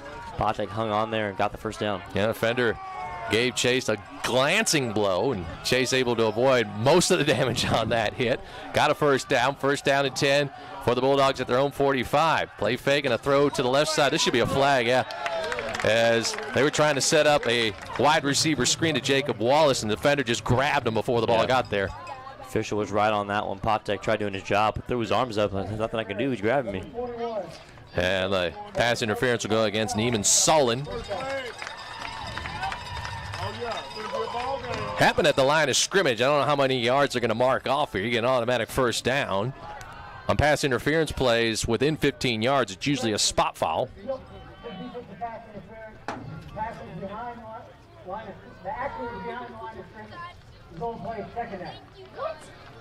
Okay, I'm not sure about that explanation. So they don't get to keep the down. They kind of treat it like an incomplete pass. Yeah, I guess so. Even though there was a penalty. So no yards. Yeah, and no yards marked off, so second down and 10. Interesting. So essentially they just replay the down. He was holding him. All right, so and the fans getting boisterous here. Second down and 10. Back to throw is Basenko. He's rolling right. Still looking. He's going to fire it down. Wide open at the 20-yard line. Over the head of the intended target. Incomplete. Down there was Caleb Camarillo inside the 20. He was all by himself. There wasn't a defender within 20 yards of him. And Basenko just threw it over his head. Caleb could have gone back to catch that ball. He just tried to reach up and grab it and couldn't come up with it. I don't know if the sun was in his eyes. It also maybe. looked like a punt return. Like there was no one back. I didn't even know he was back there. I didn't see him either. Basenko found him. Wow. Man. Bad break. As Caleb comes to the sideline, and it's now 3rd and 10. Now he gets some encouragement from his teammates. And it'll set up a 3rd down and 10. Basenko, shotgun, play fake, pressure. And he'll try to get away. Ankle tackle. He'll get rid of the ball as he's falling down. I'll just say he's down. His knee went down, but at the line of scrimmage at the 45. No gain, and it'll be 4th down. Wow. Yeah, just Caleb Camarillo. He had wide eyes, I think, there. I think he was so surprised. He was as open as he was down at the 15-yard line, just did not adjust to that ball. And you said maybe the sun had something to do with it as the sun is setting here. Yeah. I mean, it's plays like that I wish we had instant replay because I did not see Camarillo even break open. I'm like, who did I think Caden Busenko was the only one who saw him downfield. The defense didn't even see him. It's 4th down, and Cameron Welch out to punt. Gets the snap, gets it away with the win, end under end, and a fair catch called at the 11-yard line by Zay Thomas. And the Tigers will take over. 5:15 left to go, third quarter. And it's ETBU 16, TLU nothing. Man, I just can't stop thinking about that play. That was a golden opportunity right there for TLU. I think Camarillo just kind of stopped in his tracks, misjudged the ball. This was way before your time, but when the Cowboys played in the Super Bowl against the Steelers in the 70s, Jackie Smith, the tight end, a lot of older fans will remember, he was wide open in the end zone getting a pass from Roger Staubach, and it just went – he had nobody around and went in and out of his hands. Kind of reminded me of that. I know you have no memory of that. I don't. I've seen the YouTube footage. Here's a give to a running back up the middle. No gain defense right there. Maybe a gain of 1. I think that was Jackson on the carry and Diego Avila making the stop after a gain of 1 or 2. No clue about that play, but I believe that was similar. That was a game that cost the Cowboys a Super Bowl against the Steelers. I think it was that first one of the 2 that they played in the 70s. Okay. The Steelers won both of those. That's another subject, but the Cowboys were that close to splitting the dynasty with the Steelers in the 70s. They could have each won 3 Super Bowls, but the Steelers won both of those close games. Got 4 in the 70s. Back to throw now. Here's Garabiz. We'll get back to action here, and he throws in the flat over the head of Hayden Curry, incomplete. Now we're down to 3rd down for the Tigers, deep in their own territory at their own 14-yard line. If any of y'all listened last year, trivia between me and Chris was pretty common. That was like our first moment this season of we've Chris, had the action informing me old trivia. Yeah, the action has been so fast. We haven't been able to get off on these tangents so far this year. 3rd and 9 for the Tigers at their own 14-yard line. Garibay shotgun, spreading things out, 3 wide outs to the right. Now a man in motion in front of the quarterback towards the far sideline. Garibay back to throw, pump fake, and now he'll dump it underneath. Running back can't come up with it. Incomplete. So he tried to dump it off to Woodard. And that'll bring up 4th down. Joshua Stanton was right there with Woodard defensively on the defensive line, snuffing that one out. So good play. As we were talking about the Cowboys and the Steelers in the 70s, the defense comes up with a nice, speaking of defense, steel curtain. Right on cue. Come up with a 3 and out here. And now ETBU will punt it out of the end zone as Piazza is 1 yard deep in the end zone to get this snap from the 14-yard line. Price at the 50 for the Bulldogs. No rush, and here's the left-footed kick. And Price will let it roll at the 15, catches it on one hop at the 50. Now juking and jiving, takes it inside the 45, gets nailed at the 43. Hangs on to the ball, but it'll be good starting field position for the Bulldogs. And now a couple of players getting in each other's faces, and now everybody will go to their respective sidelines. Got to get out of there. You have great field position right now. You don't want another unsportsmanlike to just set you back 15. And a good job there by Price to not let that ball go past him. Caught it on one hop. And again, a short punt into the wind. And good starting field position here for the Bulldogs. I believe this is the first time all afternoon they'll start in ETBU territory. They've got it at the Tiger 43. Now Nathan McKenzie on the bottom of your screen there. Wallace seeing his ankle taped on the sideline. And Jacob Wallace out of the ball game. Here's a snap and a fake to jet sweep to the far side. Busenko back to throw down the far sideline. Dakari Willis has it to the 20, to the 10. 5, 4, 3, 2, 1. Touchdown, Bulldogs! Dakari Willis streaking right down that right sideline on the wheel route. Perfect throw from Caden Busenko. And the TLU Bulldogs get on the board, and we got a one-score ball game perhaps on our hands. Let's see if the Bulldogs go for 1 or 2. Looks like they're going to go for 2 as Busenko staying on the field. Swinging gate here with Busenko in the shotgun. 4 receivers out to the right. Actually, Lyman in front of Willis, and now Bosenko gets the snap. He's getting pressured, rolling back to the 15. He'll throw it into the end zone and in and out of the hands of the receiver in the back of the end zone on the near sideline. That was Weston Guzman. He was open. Caden really fired a bullet, and Weston couldn't come up with it. Incomplete, no good on the two-point conversion, 16-6, 4:06 left to go. That hurts because now it stayed a two-score game, down 10. Right. But I like the call. You got to go for it there. You have to, right? But talking about that touchdown, huge. Bulldogs created some confusion on the fake on the jet sweep. I think froze the defense momentarily, and you mentioned it, Easton. There's a streaking Corey Willis wide open down the far sideline, catches it in stride. Nice ball from Caden Bosenko, and he takes it all the way into the end zone. The Bulldogs' biggest plays tonight have been the running backs in the passing game. We saw Fortone had a couple big grabs down the sideline, and now Willis gets his. And one play drive, 43 yards on the pass from Caden to Corey. 16-6 two-point conversion, no good. 4:06 left to go, third quarter. And the Bulldogs will kick it off. Logan Barnes teeing it up at the 35. Zay Thomas, Trajan Giannis Wilcox back deep at the 5-yard line for the Tigers. Logan kicking with the win here. Last kickoff he drilled 9 yards deep in the end zone, so he'll get a 10-yard head start. Approaches the tee, and this could be a short kick, high kick towards the near sideline. Wynn takes it, and it's Thomas at the 4, towards the middle of the field, up to the 15, across the 20, spins and falls forward down to the 24-yard line. All right, here we go. Defense now coming back onto the field with the offense helping them out, getting some points on the board. And now it's time to see if they can get another stop on their hands as they've continued to keep the TLU offense in this one. Just like they did last week, been talking about it all through the broadcast, that close game with 20th ranked Hardin Simmons up in Abilene last week, went down to the wire. Bulldogs ultimately falling short. Down 10 in this one, 1st and 10. Tigers at their own 25-yard line. Garibay throw near sideline, complete to Giannis Wilcox, and he goes down at around the 30-yard line. Gain of about 5. They'll mark him down at the 31, so a 6-yard gain on first down. Yeah, Bulldog defenders still playing off, but I mean, hey, it's been working up to this point. Haven't been beat over the top. I'm sure that was a key thing that Coach Gretsch wanted to work on. ETBU has an explosive offense, and Bulldogs have not allowed too many explosive plays. Tigers break the huddle here, 2nd down and 5.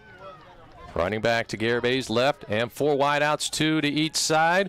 Running back up the middle, and black shirts right there to stop them. 3 or 4 of them. Here they're making the play. Look like I saw Christian Monroe right in the middle. Yeah, Joshua Stanton as well. Both of them in the mix of it. That D-line, great push up front to stop it for a minimal gain, perhaps no gain, and now 3rd down. Now no gain, 3rd down and 5 for the Tigers. Under 3 minutes to go, 3rd quarter. ETBU 16, TLU 6 here at homecoming in Seguin on a Saturday afternoon. Garibay gun running back to his left. Low snap, picks it up, looking downfield, rolling right, still looking. And now here comes pressure. He's going to have to get rid of it as he gets hit as he throws. Incomplete, 4th down. Is that Christian Monroe there? I think so. Making the hit on the quarterback. Garibay hit as he threw the ball. And that ball falls incomplete. And the punt team back out for the Tigers. This momentum starting to change in this game. The defense has continued to get the stops, and combining the offense, getting that big touchdown. This game is starting to swing in the Bulldogs' favor. Got a new punter. This is Cameron Jackson back at the 15. And again, Andrew Price back deep. And the kick is away and under, and it'll bounce at the 39 of TLU. Take a ETBU roll inside the 30, inside the 25. And the Tigers will down it at the TLU 23-yard line. Longer field ahead of them. Bulldogs had that really good starting field position last time. Now Bosenko in the offense kind of backed up where they'd normally be on a kickoff at the 23, and it's time to see what number 5 can do. Actually, that was Piazza with the punt. I thought it said 45 on his jersey, and I see him walking to the sideline. It was 48, so that was Piazza. 1st and 10 for the Bulldogs. Bosanko, play fake, rolling right out of the shotgun. Looking, spins, gets away from a defender, turns upfield, and he'll run out of bounds along the far sideline at the 28-yard line, gain of 5 on 1st down. Bosanko is really calm and collected on those scrambles. I mean, the spin move, subtle, and just get out of bounds. He makes the right, simple plays a lot of the times. That's a nice gain of 5 on 1st down. They wind up the clock again, 2:09 and counting, and we see Jacob Wallace back into the ball game. He's going to be lined up outside to the near side here on the left. Now he lines up tight in this formation, tight formation, shotgun snap, running back up the middle. That's for Tone to the line of scrimmage, and not much there for Jacob. It'll bring up a 3rd down. That middle clogged up there by big 97 Elijah Sims of ETBU. And now critical 3rd down, 3rd and 4, 3rd and medium. These are the kind of plays you got to convert if you want to get back in this one with the 3rd quarter winding down. Bosanko looks towards the near sideline, gets the play. Fortone to his right, working shotgun, snap, back to throw. Pressure coming up. He lost the ball. It's on the ground. It's loose. There's a scramble for it. Bosanko picked it up, and he runs ahead and will pick up the 1st down at the 34-yard line. I didn't even see Caden pick up that ball. He lost it. He found it before I did and had the presence of mind to get the 1st down. Just how Coach LeHue drew it up, 3rd down. I'm with you, Chris. I did not see Bosanko grab that ball. I thought it kept getting kicked around, but thankfully 5 got on it quickly and picked up the 1st down while he was at it. Great play. Must have bounced right back to him, and yeah, he got the 1st down on 3rd and 5. This time a give to Will. No, a keeper by Bosanko on the zone read around the left end across the 40 to the 45, and another 1st down run by the sophomore quarterback, Caden Bosanko. Bosanko at this point might have double the rushing yards as he has passing yards, but it's been working. The ground game with Bosanko involved has been one of the biggest successes the Bulldogs have had all day. He's got 55 yards on the ground, as you mentioned that. Easton 10 carries, 1st and 10 for the Bulldogs at their own 45, down by 10 here late in the 3rd quarter. Again, zone read, and Bosanko rolling right, throws towards the far sideline, has the receiver caught at the 50, juking a defender and taking it upfield to the 45-yard line is Jacob Potek into Tiger territory. As you listen to TLU Bulldog football on KWED Seguin, that might have been the last play of the 3rd quarter. Bulldogs, though, going to line up real quick with 6 seconds on the game clock, and they won't get a play off. So we'll take a timeout. We'll have the 4th quarter just ahead. 3 quarters in the books here at Bulldog Stadium. ETBU 16, TLU 6. It's Bulldog football on KWED and TLUBulldogs.com.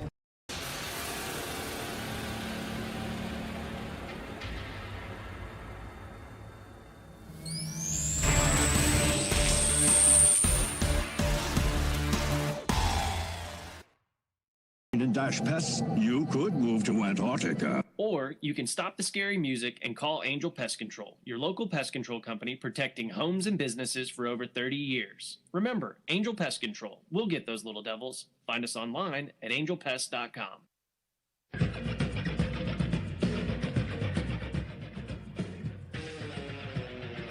We head to the 4th quarter here at Bulldog Stadium. East Texas Baptist 16 and the Texas Lutheran Bulldogs 6. Bulldogs had the ball to start the 4th. 1st and 10 at the Tiger 45-yard line. Scored on their last possession. Missed the 2-point conversion, cutting the lead down to 10. Trying to get it down to a 1-score game here. And Caden Bosanko doing a heck of a job running that football as we get some statistics from Sports Information Director Bryce Hayes.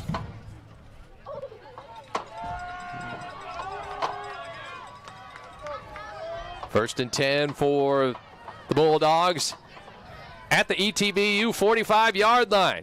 Bosanko on the shotgun. He will give to Willis on the zone read, takes it into the line, and DeCory falls forward for 3 down to the 42-yard line. Yeah, through 3 quarters, 201 passing yards for ETBU, 123 for the Bulldogs on the ground, 107, Tigers, 101, TLU. I mean, these two teams are kind of deadlocked, very similar numbers offensively. Both teams have possessed the ball similar times. Both teams have converted 6 third downs out of 13 and 14 respectively. And it's going to come down to who can make more plays in this fourth quarter. It was 10-0 Tigers at the half, 16-6 at the end of the third. Fortone, no, it's Basenko on the zone read, going outside, inside the 40, inside the 35, and down to the 34 with a first down.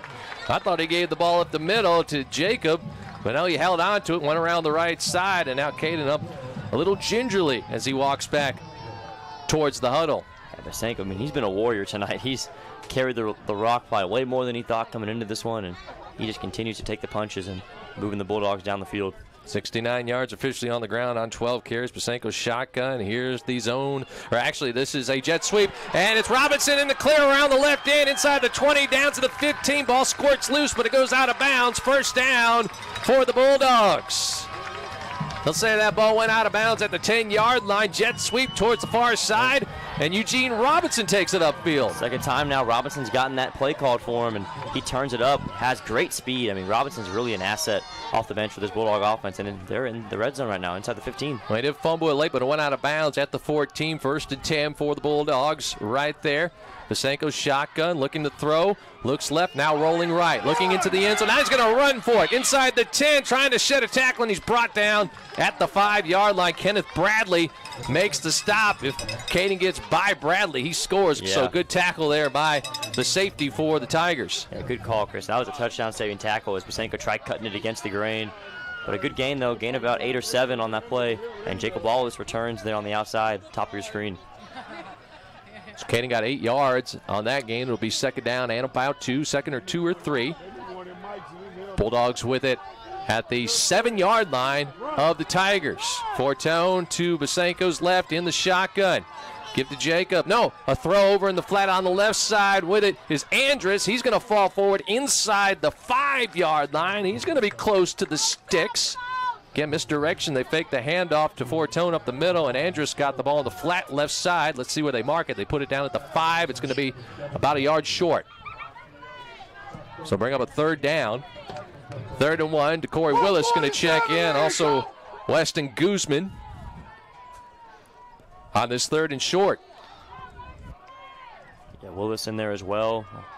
Fortone, all 3 running backs in the game right now. And it's a give to Fortone up the middle, takes it to the line of scrimmage, spins off a tackler, takes it inside the 5. He should have the first down as he's dropped at the 3. Worked out of the pistol there. And Fortone got the call from his quarterback and got the first down. Big 3rd down conversion. Yeah, Willis and Guzman, the 2 running backs, lined up as H-backs for Fortone. And Fortone always runs with deceptive power. Just got enough there, and it's 1st and goal at the 4. So Bulldogs with 11:50 left to go in the 4th quarter, down by 10. Tight formation with 2 wideouts out wide with Basenko in the shotgun. This is going to be a quarterback keeper up the middle looking for a hole, taking it down to the 1 and not quite in. No signal from the linesman. They're going to mark him down inside the 1-yard line. Just inches away there. Nice gain, though. 2nd and goal. You got a couple chances here. Maybe a tush push. There you go. A little Philadelphia Eagles. We don't have Jalen Hurts out there, but Caden Basenko has ran like him today. Then you got Caden Basenko, and then if you need that little push, you got DeCorey Willis. He's a big back right behind. Although DeCorey coming out, and now Caleb Camarillo is going to check in. As the Bulldogs make some substitutions, they've got 14 on the play clock, still looking toward the near sideline for the call here as we get to 10 seconds. And it'll be Basenko in the shotgun, pistol with Fortone behind him. And a give to Fortone right side. He gets tripped up at the 2, lost a yard. Now it's going to be 3rd and goal. Yeah. I mean, we know it's 4-down territory, so you know you have 2 more chances here. You wonder if they're going to stick with the ground game. I mean, is ETBU might have the size advantage up front. It's been a pretty even battle. So we got a 3rd down and goal. And now DeCorey Willis going to check back in to the ball game. Got the jumbo set. Ball is at the 2-yard line for the Bulldogs. 3rd and goal. Basenko's shotgun. 2 H-backs on the left. Now shifting to the right is Guzman. Basenko run all the way, taking it right, looking for a hole, and he's tackled at the 1. It'll be 4th and goal now. This about to be the biggest play of the game right here. ETBU making a stand right now. Their fans getting into it on that far side. This biggest play of the game right here. 4th and goal, and they're going to send out the field goal team. I'm going to take the points.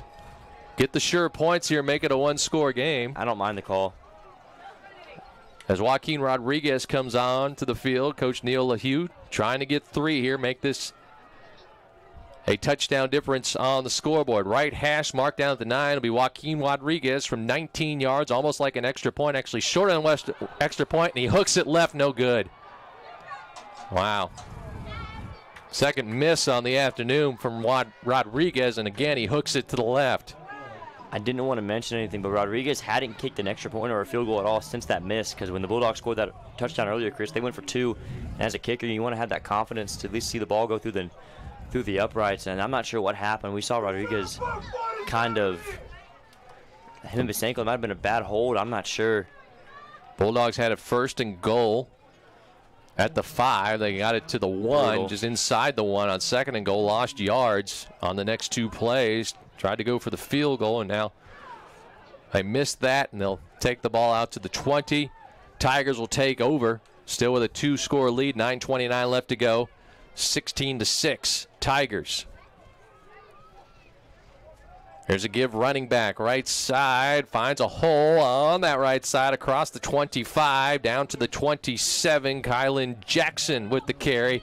7 yards on 1st down.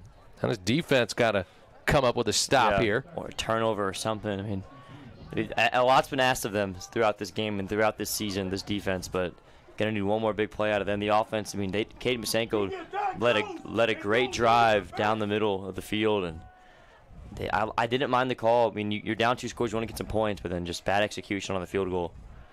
2nd down and 3 for the Tigers at their own 27-yard line. Garibay, the quarterback, shotgun, running back to his left. 2 wide outs left, 1 to the right. They're working between the hashes. Here's a give. Running back Jackson again gets tripped up at the line of scrimmage, falls forward to the 30. He'll have the 1st down. And now time's going to be a big factor. I mean, still a 2-score game. You know, ETBU is going to want to start pounding the football. They've been pretty balanced tonight. Ran the ball fairly effectively. I know Coach Gretsch has confidence in this front 7 to make some plays here and hopefully could have forced a quick punt right here. Tigers dodging the bullet on that missed field goal, 19 yards from Rodriguez. They've got it now 1st and 10 at their own 30. Trying to run some clock here in the 4th quarter. They're up by 10. Garibay in the gun. Running back to his left, that's Jackson. Get to Jackson, hole left side. He'll take tacklers with him up to the 34-yard line, and he'll push forward to the 36. Gain of 6 on 1st down from Kylan Jackson.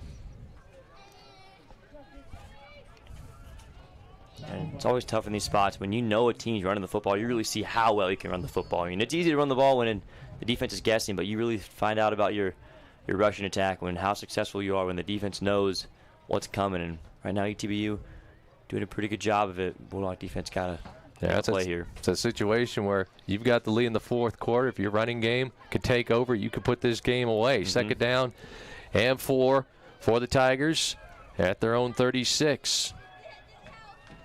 And back to throw this time is Garibay, and he'll throw it over the middle. Is it caught?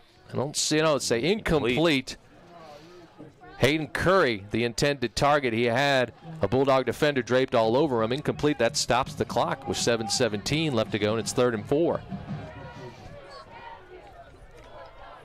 They kind of ran stop concepts. Everyone was at the sticks right there, and the Bulldogs covered well, broke up that pass. That was Troy Tomaselli on that one against a tight end. Now 3rd down. Good job by the freshman safety. Here comes a big 3rd down. 3rd down and 4 for the Tigers at their own 36. New running back in the game, Woodard, to the right of Garibay. Shotgun snap, give to Woodard. Up the gut, runs into the line, tries to push forward. He's going to be stopped short of the 1st down. He'll be 2 yards short as the Bulldogs stop him at the 38-yard line. Big stand right there. Good run defense at the middle. Tino Gonzalez right there on the play. And now an injured Tiger. I think that is Woodard. The running back, a little slow to get up. Actually, he's on his back there where he got tackled at the 38-yard line. Now the trainers from the far sideline will come onto the field and attend to him. 4th down and 2 upcoming for the Tigers. We're under 7 minutes to go in the 4th quarter. 6:59 on the clock. 16-6. Tigers lead this one as Woodard still on his back there at the 38-yard line. Certainly hope he's all right. As the Bulldogs here with the clock stopped here and an official timeout will huddle together on the sideline here on the west side. Homecoming here at Bulldog Stadium tonight. Woodard gets up, so that's a good sign. He's going to walk off the field on his own power towards that east sideline on the other side of the field. So 4th and 2 when these teams come back onto the field. And Christian Piazza will be punting it away. He's got the wind at his back. And Mason Hardy's going to go back deep for the Bulldogs. They have been sending Andrew Price back. He had some trouble with one of these punts in that end of the field earlier in the ball game. So Coach Lehue sending Mason Hardy back deep this time inside the Bulldog 25-yard line. Piazza back at his 23-yard line to punt it away. See if the Bulldogs can get a rush here. It's 4th and 2. You don't want to be offside, though.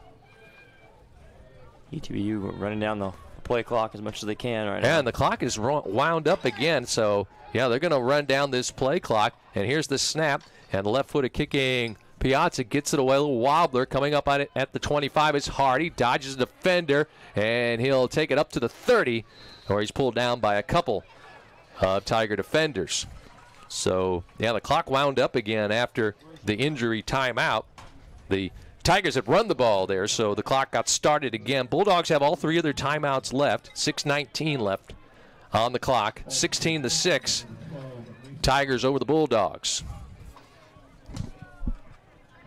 Here we go. 2-score game. Still got plenty of time. 6:19, but you got to go quick on this possession. You got to get points. Fortuna's the running back with Basenko in the backfield in the shotgun. It's a play fake. Back to throw is Caden. Here comes pressure. Spins out of it, and he's going to be brought down back at the 24-yard line. A loss of 6 on the sack. Yeah, that was number 90, Parker Snow, coming around the edge, just tracking down Basenko. Tried spinning out of that one, but nothing doing, and that's a sack you really can't afford right now. The clock continues to run, and you lose yards. Snow, one of the reserve defensive ends for the Tigers, lined up on the left side. 2nd down and 16. Basenko's shotgun. He play fakes it, rolls right, has a receiver in the flat, caught at the 29 and tackled right away is Patek. Stayed in bounds too. The clock continues to run. Kyle Zalek on the tackle.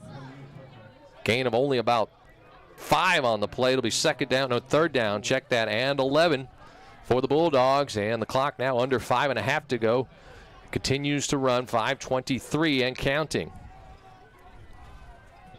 Bulldogs, all 3 of their timeouts left. Taking some time here, trying to get the play in. Working no huddle. Basenko in the shotgun, snaps it with 12 seconds on the play clock. Back to throw, looking downfield, stepping up. Now he'll run, and he gets hit hard at the 34-yard line. Did he lose the ball? I think he held on to the ball, though the Tigers are saying they recovered a fumble. They're pointing in their direction. Caden got nailed there by a defender along the near sideline. That was big Elijah Sims that kind of just had all his weight fall on Basenko's shoulder there. And now they are going to say there was a fumble. Now who has it? I'm not seeing any signal here. And now the referees are getting together here at the 35-yard line. And I believe they're going to say it is TLU football, 4th down. Yeah, that was 280 pounds, just full momentum landing on Basenko, who's a much smaller player at quarterback. Caden did pick up 5 yards. He's walking on his own power, though. He's a little slow to get up.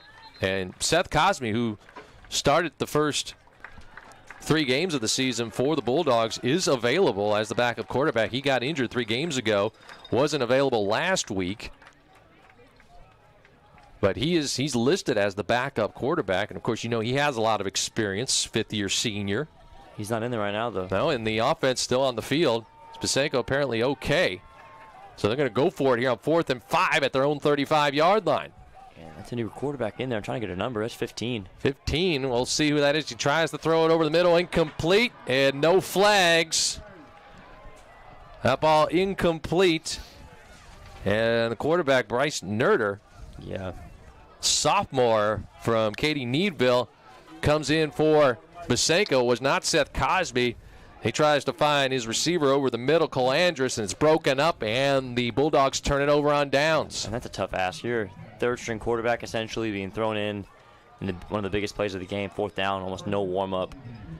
Couldn't expect much right there as there's pressure in his face, and ETBU gets the stop, and it'll be pretty tough now for the Bulldogs to come back. 4:28 to go, but ETBU in Bulldog territory with that 2-score lead. Touchdown essentially put this one away. They start this drive in Bulldog territory at the 35-yard line. Garibay still the quarterback for the Tigers. Give to the running back Woodard, who's in there. He gets wrapped up behind the line of scrimmage by Joshua Stanton.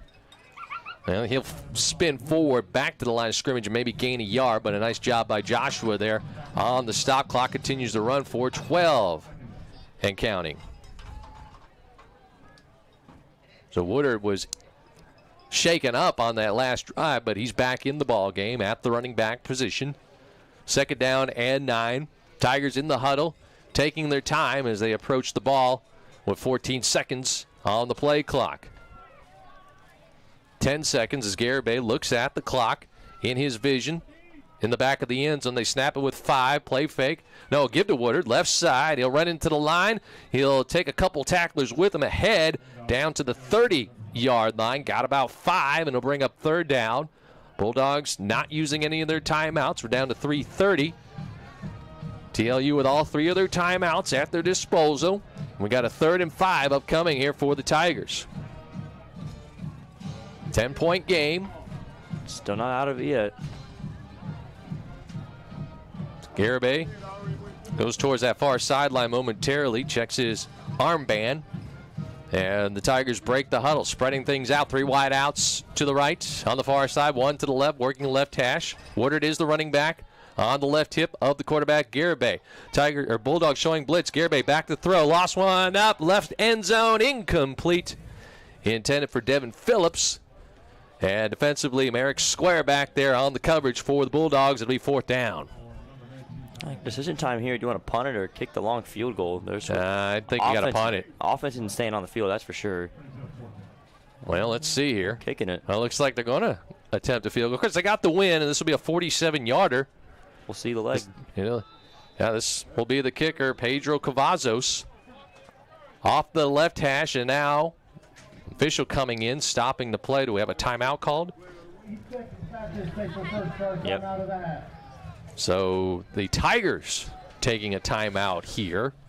Maybe that play clock was running down. 2:53 on the game clock. 16-6 ball game. Tigers leading the Bulldogs. Homecoming afternoon here in Seguin. And I don't know if this does much for the Tigers kicking a field goal here. If they miss it, they give the Bulldogs good field position. If they make it, it's still a 2-score game, although the Bulldogs need 2 touchdowns, although the kicking game for the Bulldogs has not been reliable this afternoon. I don't know if you worry about them trying to get 10 points and kicking a field goal. I think either way, I know ETBU probably has pretty good confidence in that defense with the way they've played today to get a stop regardless. So, well, we see Cavazos coming back out onto the field, the place kicker. Put a little pressure on your kicker, make a 4th quarter kick. Of course, the Bulldogs have a block on an extra point. They did that in the 3rd quarter. I mean, do you risk having a block and a run back, too? Yeah. We blocked the extra point earlier as well. Right. So 47 yards, left hash for Cavazos. Here we go. Snap down. Kick on the way. Line drive. It has plenty of leg. And it's off the upright. Off the left upright. No good. Had the leg. Bounces back into the end zone. So the Bulldogs will take over at their own 30. Following the missed field goal, 2:48 left to go in this one. And they have all 3 of their timeouts. The only problem is Caden Masenko is still on the trainer's table right in front of us on the track, talking things over with So I wonder we'll see. Staff. We got Bryce Nearrider, the quarterback who came in. Or is Seth Cosby going to check in? No, it looks like it's Nearrider. If I'm being honest, I don't see Seth Cosby suited up on the sideline. I'm looking for a number 3. I haven't found him yet. Nearrider back to throw. Here comes pressure, rolling right, gets away from it. He throws it to the sideline, complete to a receiver at the 32. Coming up with it was Joshua Moncrief, and he gets brought down and now whistles after the play. I don't see a flag on the field. The clock is stopped with 2:39 as the officials are going to conference at the 32 where that completion was made. What are they going to do here? Was that a catch or not? I don't even know. The referee that threw that flag, his hat came off as well. So maybe. Oh, okay, a flag is down. I don't even see a flag on the field. So we'll get the call. Illegal touching. Offense, number 86 went out of bounds. Came back in, reestablished himself, and was the first to touch the forward pass. So good eye there by you, Easton. There you had the referee, or the official, threw his hat on the sideline, indicating that Moncrief went out of bounds and came back in to catch the ball. I didn't even see the flag. Now I see they pick it up. Do both. So that's what an official will do when a receiver goes out of bounds. He throws his hat down where the receiver went out of bounds to mark that and indicate that. So a 5-yard penalty, 1st and 15 for the Bulldogs. They move it back to the 25-yard line, and now we're going to have some more discussions between the officials.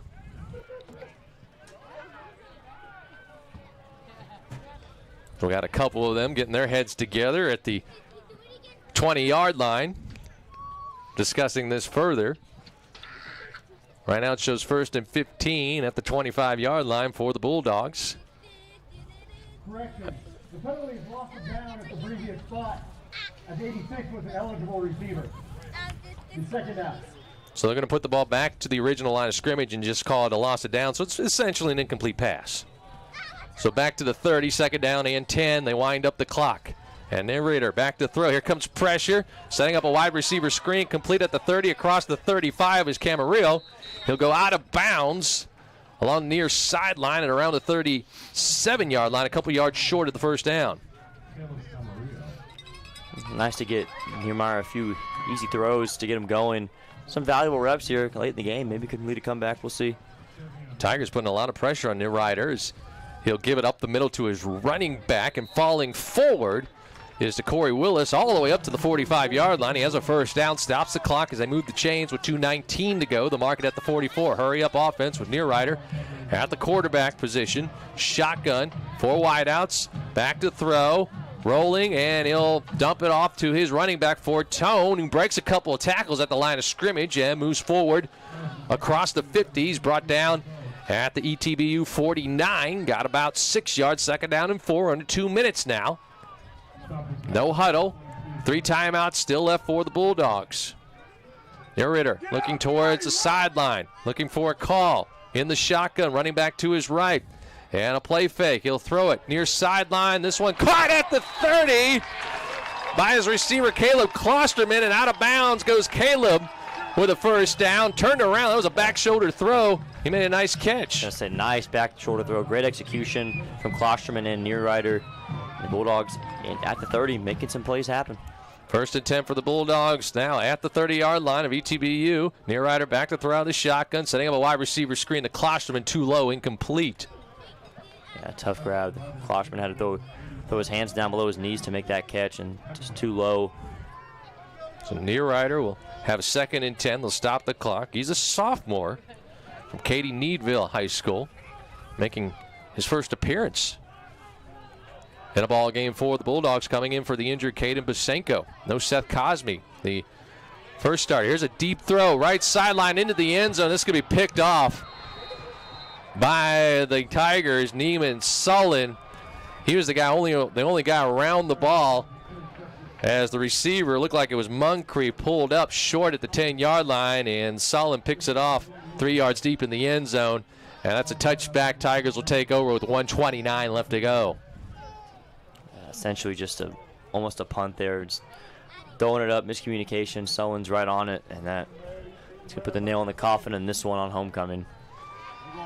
Well, the Tigers will need to at least pick up a 1st down to run this clock out. The Bulldogs still have all 3 of their timeouts, but fans starting to empty out here at Bulldog Stadium as the Tigers take over 1st and 10 at their own 20, up 16-10, and 89 seconds left to go in this ball game.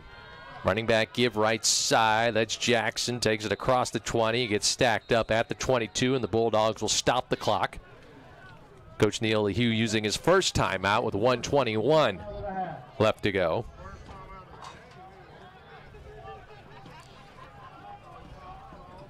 So it'll be 2nd and 7 or 8 when we return to play. Bulldogs can get the ball back, but they're down by 2 scores. And a couple missed field goals in this game, short field goals at that, really hurting the Bulldogs special teams. The difference, really, in this ball game. It's a 2-score game. And also on that second field goal attempt, Bulldogs had it 1st and goal at the 5, 2nd and goal at the 1. They went backwards. And then Rodriguez missed the 19-yarder, hooked it left. And it's still 16-6. So out of the timeout, 2nd down and 7 for the Tigers at their own 23-yard line. Shotgun Garibay. Give to the running back. This looks like it's Woodard, right side to the line of scrimmage and push back. And the Bulldogs will stop the clock again.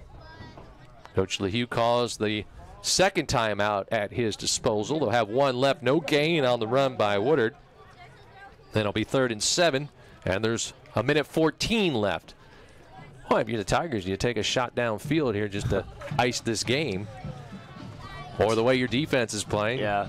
Just make the Bulldogs use their last timeout. Those are your options. And I think that field goal attempt we saw earlier kind of showed how much trust they have in that defense. I mean, knowing that tough field goal for any kicker at this level, 45-plus. Yeah, Pedro Cavazos hit it off the left upright from 47 yards.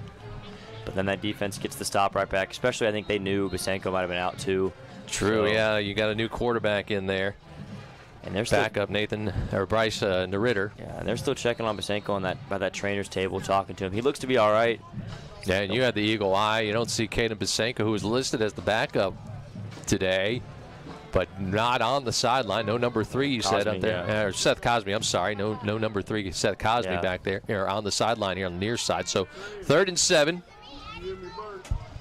And Cardell Beer back in at quarterback, the backup. He'll give it to a running back up the middle, across the 25, and he falls forward to the 28-yard line. Short of the 1st down is the running back on the play. That's Jackson, and the Bulldogs use their final timeout. It'll be 4th and 2. 1:09 left. Force the punt. Good job by the defense, making a few quick stops. I mean, this game is not entirely over. I mean, there's a world you get a quick score, then the onside kick, because you're out of timeouts now. So, touchdown or just points, and then the onside kick, and try to score some more. So the Tigers will punt it away here, likely, unless they decide to go for it on 4th down. I doubt it. And the wind has died down here. I'm looking at the flags there behind Burns Berm, kind of falling limp at the moment. And back deep, Andrew Price for the Bulldogs at the TLU 30-yard line. Christian Piazza, the punter, left-footed kicker, trots out onto the field for ETBU. And the crowd gets going with some free T-shirts right now. Yeah, cheerleaders throwing some T-shirts into the crowd out here in front of us. Piazza back at his 12-yard line to field the snap. Let's see if the Bulldogs have got to come after this. Here's the snap. He runs to his left, Bulldog style. Kick gets it away. Coming up on it is Price at the 32. Across the 35 towards the near sideline. Across the 40, and he gets brought down at the 49-yard line with exactly 1 minute to go. Nice little return there from Price, who had some scary moments earlier on some punt returns, but that was a nice run back there and gives some decent start in field position. But, I mean, we haven't seen Bulldog offense is just banged up right now. I mean, no Caden Basenko now, so your top 2 quarterbacks are down. Jacob Wallace hasn't been seeing snaps the last few drives. I think he's dealing with an ankle on the sideline. I mean, it's a banged-up offense. And Wallace actually back out there, but, I mean, third-string quarterback's in there right now trying to lead a 2-score comeback. It's a tough situation for anybody to be in. Bryce Nyrider back at the quarterback position. 1st and 10 for the Bulldogs at their own 45. Nyrider finding his receiver running back. That's Fortone in the flat left side. He'll take it towards the far sideline, go out of bounds at the ETBU 49-yard line. That takes 8 seconds off the clock, down to 52 seconds left to go. Nice quick read and decision there from Nyrider. And clock stuck at 52. So Nyrider shotgun, 2 wide outs to the right, 1 to the left, back to throw, steps up in the pocket, and he will fall forward, almost lost the ball as the pressure got from behind, had pressure from behind. He falls forward, back to the line of scrimmage, maybe gained a yard, but the clock continues to run down to 38 seconds. Everybody's got to hurry up back to the line of scrimmage. 3rd down, Nyrider in the shotgun. And he'll give it to Fortone, and he's going to try and get the first down. He will. That'll stop the clock as they move the chains as Jacob takes it down to the 45-yard line. Good call there just to get the first down. And they wind up the clock 26 seconds. High Rider got to take some shots at the end zone. Throw down the middle of the field. Complete at the 30. Moncrief with it. And he takes it down to the 25. Tackled there. They stop the clock again at 19 seconds. Move the chains, and everybody rushes to the line of scrimmage. Down at the 25. High Rider, shotgun. Gets the snap. Looking downfield. Down the middle of the field. Ball is deflected and intercepted. Intercepted the 15 and sliding down with the football is Kewan Grismore. And that's going to do it this afternoon here at Bulldog Stadium. Unfortunate ending there. Grismore right there on the play. Got 9 seconds to go. All the Tigers got to do is send out the best formation in football, victory formation, kneel it, and that's going to do it here on homecoming night. So the Tigers are going to win this matchup for the second straight year in a row. They won the ball game between the two teams last year here at Bulldog Stadium, 38-35, and now they'll line up with 9 seconds here to go and take a knee and take this one to the house. They'll head back to Marshall winner. As you mentioned, the victory formation. Quarterback under center takes a knee at the 15, and the final seconds will tick off the clock here at Bulldog Stadium. It's a final here in Seguin on a Saturday afternoon. The East Texas Baptist Tigers 16, the TLU Bulldogs 6. We'll take a final timeout, wrap things up just ahead. You're listening to Bulldog Football on KWED and streaming at TLUBulldogs.com. The Kaler Company is a proud sponsor of Texas Lutheran University and the TLU Bulldogs. The Kaler Company provides quality general construction services and fine architectural millwork in Seguin and beyond. The Kaler Company is a name that you can trust. Hi, I'm Steve Kaler. We've been taking care of our customers and their projects since 1954. The Kaler Company wishes the Bulldogs great success on this season. Call the Kaler Company at 830-303-6256. Go Bulldogs! Ayler's Tree Farm, a family business in Seguin, Texas, specializes in locally grown trees. Their farm is teeming with native oaks of all kinds, plus cedar elms and desert willows. Ranging from 1 to 30 gallons, they've got trees of all sizes. Each tree is nurtured from locally gathered acorns and seeds that are germinated and grown in their greenhouse until they're ready for transfer. At Ayler's Tree Farm, they're not just growing trees, they're growing your future green spaces. Visit AylersTreeFarm.com to learn more. Established in 1947, CMC Steel Texas was Commercial Metal Company's first mini mill. Through continuous upgrades and technology improvements, CMC Steel Texas has evolved into a world-class, state-of-the-art steel mini mill that ships products globally and is capable of producing a broad range of shapes, merchant bar, and special bar quality products in many grades. When dealing with CMC Steel Texas, you get more than a steel manufacturer. You get personalized service from a group of steel professionals who take pride in the products that they produce and sell. CMC Steel Texas, your partner for success. Anders Pierce Realty knows this area about as well as anyone. From Seguin to New Braunfels to San Antonio or San Marcos, their expertise has proven invaluable for their clients. Anders Pierce Realty is here for all your real estate needs. They can help whether your interest lies with a house, lot, acreage, ranch, farm, office, warehouse, storage, or anything else. They'll do their best to ensure that you are satisfied with all your real estate needs. Learn more today. Visit AndersPierce.com. That's AndersPierce.com. Davalo's Barbecue has been providing quality eats for Seguin since 1959. Grilling and smoking choice cuts of meat to the perfect level of tenderness is their business. The sausage is homemade, the ribs fall off the bone, and, well, the peach cobbler is the perfect ending to any meal. You can find Davalo's Barbecue on Kingsbury Street near Guadalupe Street. But did you also know that you can find Davalo's Barbecue on Facebook and Twitter, or visit their website at davalosbbq.com. One of the scariest two-syllable words to strike fear into a homeowner's heart is termites. You know, those relentless little buzzsaws that can ruin your home's value before you can even say termite schmermite. There are pretty much only two ways to rid yourself of these dine and dash pests. You could move to Antarctica. Or you can stop the scary music and call Angel Pest Control, your local pest control company protecting homes and businesses for over 30 years. Remember, Angel Pest Control. We'll get those little devils. Find us online at angelpest.com.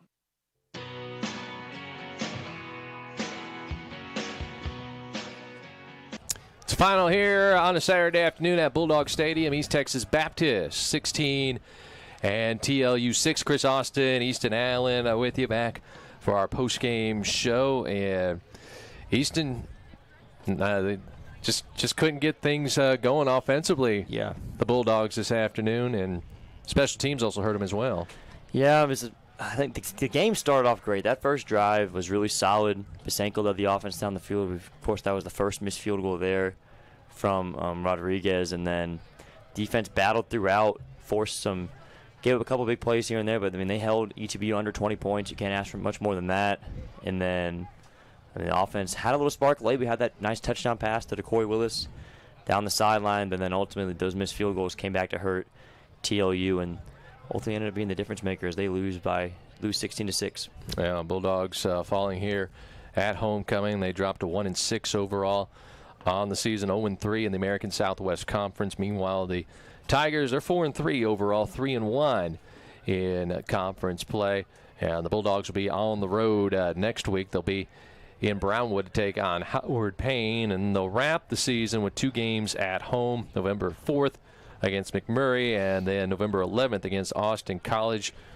Coach Neil Leu 0-8 at home, but he'll have a couple more chances here to get that first home win under his belt. And more winnable games, I think. I mean, ETBU is one you might have a chance to get. Tough game, and the Tigers played well. You got to give them credit. And, I mean, you got Howard Payne on the road, like you mentioned, next week, and then McMurray and Austin College to close things out at home. So a chance for Coach Leu to finally erase that 0-for streak at home, which I know eventually will get broken, hopefully these next 2 games at home. So tough loss again for the Bulldogs. I think they continue to battle. And I really do think, I mean, some injuries, concerns have also been helping. I mean, Caleb Giles not playing, missing the majority of the season, has been hurting him. No Seth Cosme the last few weeks, even though Bisenko's done a good job. I mean, those are 2 of your top leaders on both sides of the ball that you're playing without against an already tough league. So it's tough sledding for the Bulldogs, but I think there's brighter days ahead. Yeah, the brighter days ahead for you. Basketball season right around the corner. You could be starting things up next month. Coming up soon. I mean, that game against UIW is in almost less than 2 weeks, so it's getting there. It's getting exciting. The team's looking real good. So yeah, so we look forward to that. Look forward to the next game. Easton, always fun to have you up here. Bulldog Square in the booth. Marion Bulldog and a TLU Bulldog to boot. Mm-hmm. All right, well, that is going to wrap things up here for our broadcast at Bulldog Stadium. Again, the next game for TLU on the road 1 week from today. They'll be in Brownwood to take on the Howard Payne Yellow Jackets. The kickoff at 1 p.m. Gordon Wood Stadium there in Brownwood. You'll be able to follow the game at TLUBulldogs.com. I'll say thanks to Jared Kindles, our studio technician, back at the KWED studios, making everything sound great here on the broadcast this afternoon. Thanks to my broadcast partner, Easton Allen, as well. That will do it here from Bulldog Stadium. The Bulldogs fall short. They fall to the East Texas Baptist Tigers by a final of 16-6. For everyone here at KWED and TLUBulldogs.com, I'm Chris Austin saying so long from Bulldog Stadium, and have a good night, everybody. Anders Pierce Realty knows this area.